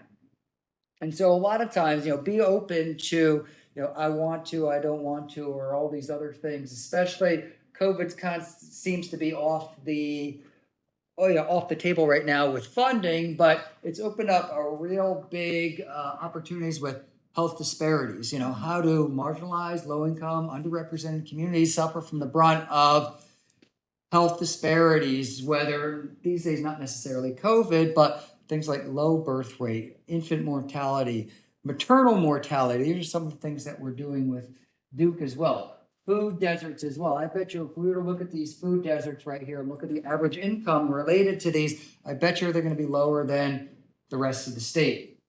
And I think there's a lot of money, maybe not money, but opportunities related to that, and grant funding related to those things. Back in the day, I was mapping like wrestling program. No one wants to fund wrestling. I think it's really cool. I could spend my whole life doing it, but they don't give money for that. But I think things related to this and some of the things we did in data science class with cancer rates, female African American cancer rates that we can extract from those big databases that we looked at in data science class, and making maps like this. People love looking at things like this. It might not necessarily be COVID, but diabetes or whatever. And these dots here might not necessarily be cities, but they might be healthcare providers. Mental health care providers, I think, is going to be the thing of the future, thing of the future.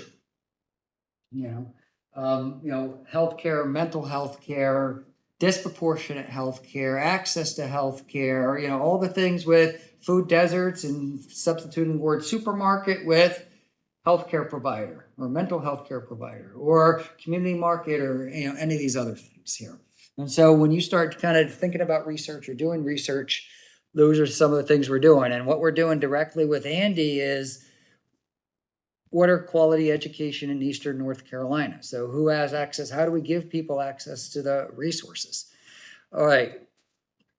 Couple other things here, low income tracks. So if we right mouse click, we can do open attribute table.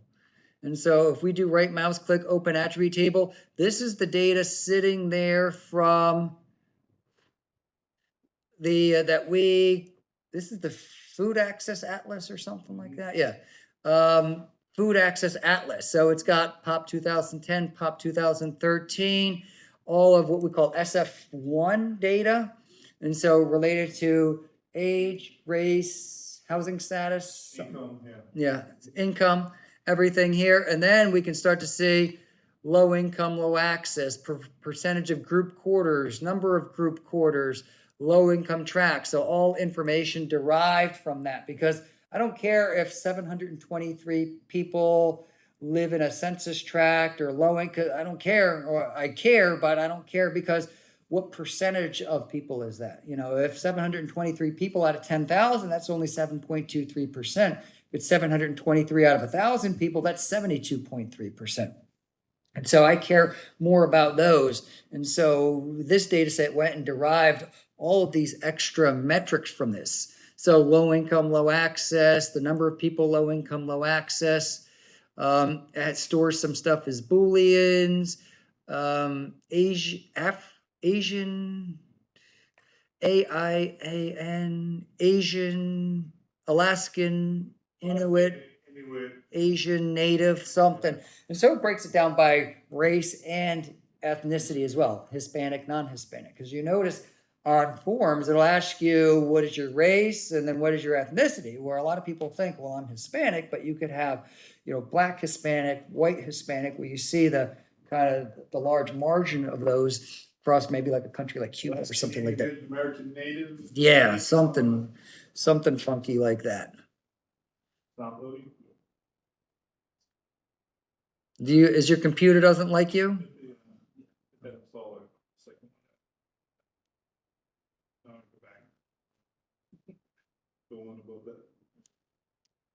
And then, Oh, I was looking for the .NET patch. oh, you gotta just, Yeah. yeah, go to Google, Google.net patch. Oh, I wonder who- Yeah. So, .net,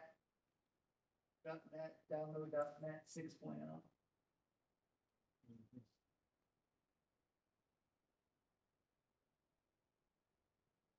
Let's see exactly what it said. .net. And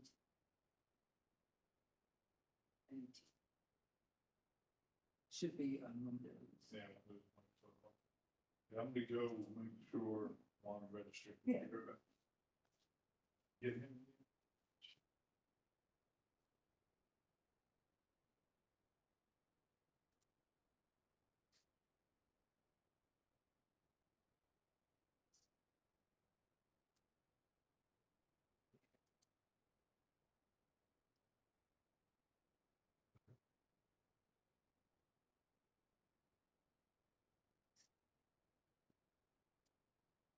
Every time I do this, oops.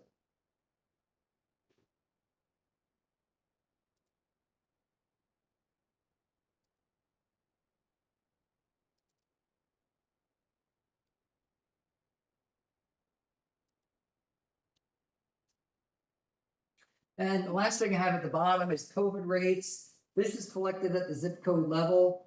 Dr. McGinn and I have been doing a lot of things at the zip code level because, well, that's the best scale at which COVID data were collected. But you can see a lot of things that we collected as of like 2021, 2022. Group populations, weight, median household income, COVID rates, median household incomes, poverty rates, green space, you know, percentage of SNAP dealers, so supplemental nutrition and aid programs, is that right? Number of fast food, convenience stores, number of people with zero vehicles. And then we get into age 0 to 21, Democrats, unaffiliated, different types of clusters that we ran. So we got probably a couple hundred different variables right there In a perfect world, I would not let you see any of those variables except the ones applicable to this class. But some of the things that we can do here is we can start to run queries. And this is probably just going to be a refresh for everyone here. Definitely David, who took our intro classes, and Michael and Ahmed, but we can run queries on these data. So in addition to making maps, we can run queries where I go to maps and I can do select by attributes, select by location. So I can click on select by attributes and I can ask questions of the database. These are basically queries. Okay, we could probably do this in Excel or Access or SQL or anything like that, but we're going to do it here. And so a lot of times when we run those big databases from the Department of Vital Statistics, I love to bring these into ArcGIS Pro because I know and love ArcGIS Pro a lot better than I know and love Excel or Access. And ArcGIS Pro is able to consume really large databases because when you start working with Excel, what happens when you bring in 1 million records in Excel? Excel says, I don't do 1 million records. It crashes. But this thing can, ArcGIS Pro can. It is very robust. And so I can look at zip codes, I can do new selections, and now I can pick fields. I can pick a field where I say I want to find everything. And some of these are related to our food access research, but we're going to just look on one up here where the median household income is greater than, $80,000. And so I can click apply. And so these are all the zip codes where the median household income is greater than $80,000. Okay. What do you notice about these here? How many of them are there? Down here, there's 39 of them.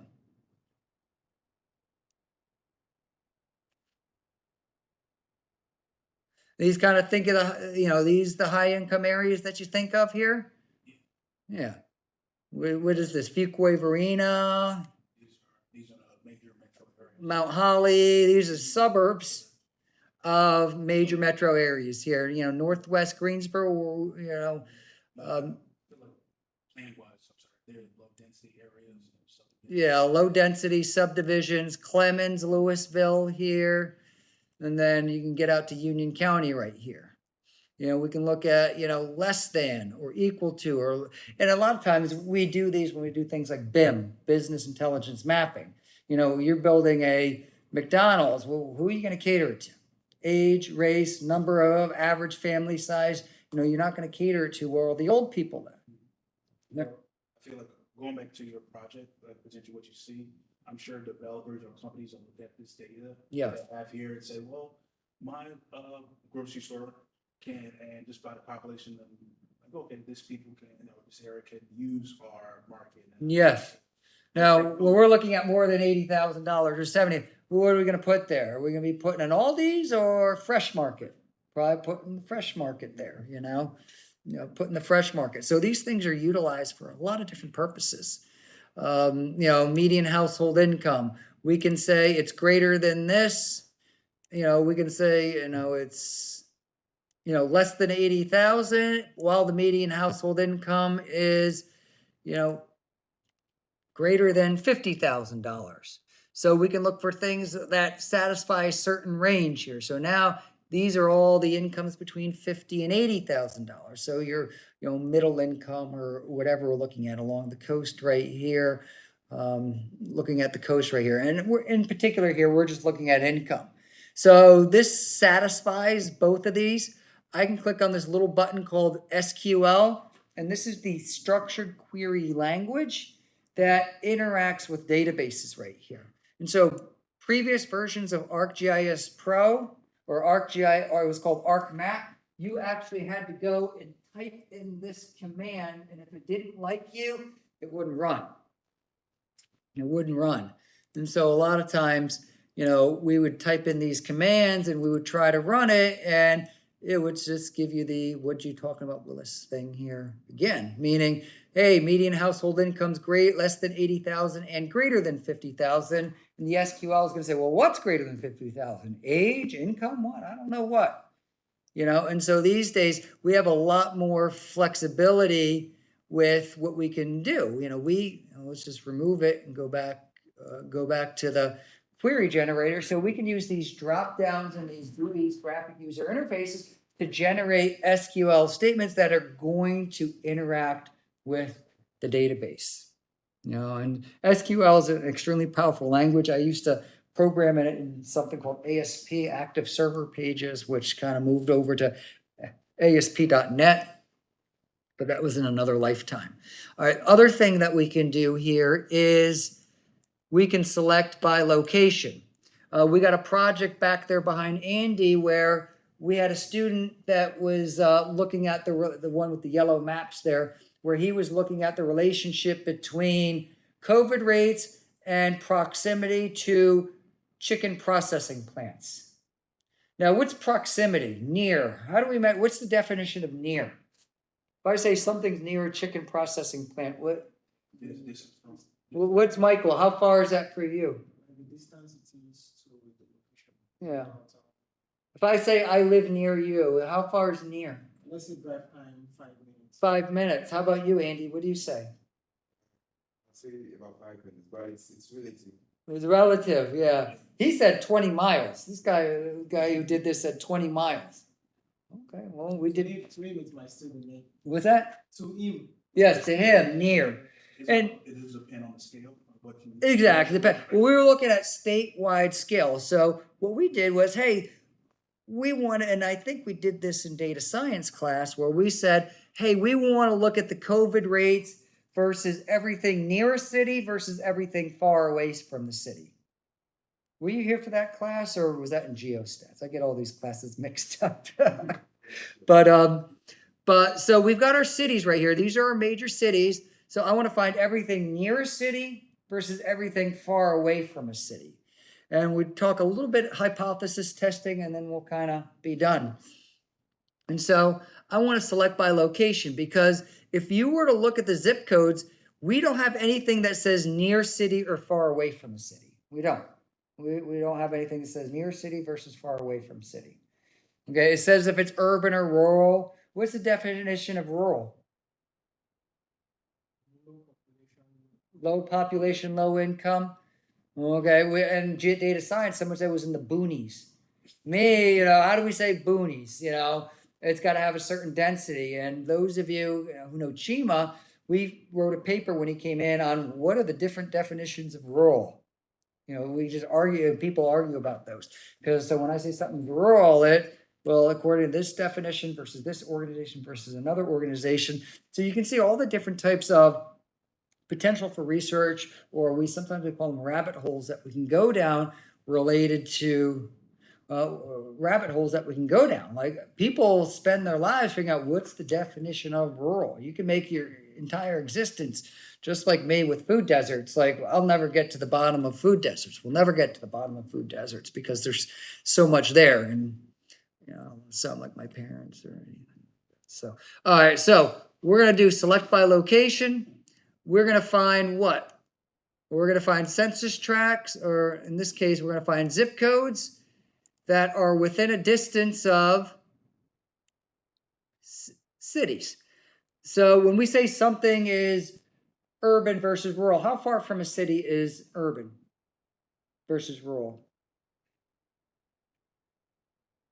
Potentially, it all depends how far from the city center it is. Yeah, you tell me. You give me a distance. It's probably potentially on the population. It could be 15 to 10 miles out of the city. Okay, we'll put in 15. That's fine. All right, and so we'll do 15. And make sure we specify. Is that thing installing for you, Ahmed? Yeah. Okay. Okay, good. All right. Miles. And so now these are all of the census tracts within 15 miles of our major cities that I've highlighted here. And so you can see there's 208 rural and then 208 urban versus a number of other rural. And so if I were to look at these, if I were to look at, say, COVID rates right here, let me just find one of the COVID rates that I've got here, one of the early COVID rates. I've got just so much stuff here. Oh my gosh. COVID deaths, COVID rates, okay? If I were to just look at COVID rates here versus areas within various areas outside.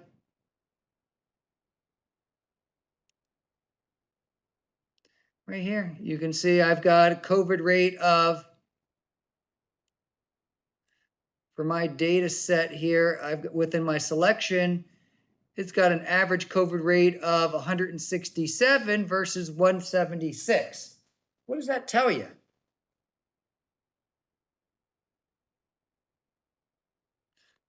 So everything in highlighted blue has a COVID rate of 167. The entire data set is 176. Was COVID really a big problem in urban areas? Where was it more of a problem? In rural areas, actually, right? Because you can see everything urban. Ahmed's definition of urban was 167. The entire data set was 176. So as you can imagine, to counterbalance it, it's going to even be higher than 176 for all rural areas. So COVID was much more of a problem. What if I change it? Okay, what if, because he said 10 miles, what if I change it to 10 miles? Oh, now it's 175 versus 176. What if I change it to 20 miles? 169 versus 1. And so we can change that because there's no definitions. There's no attributes that highlight. There are no attributes in there that highlight this. So what I want us to do, and I think we're going to kind of stop class here in a couple seconds because this is like an introduction to class, introduction to GIS.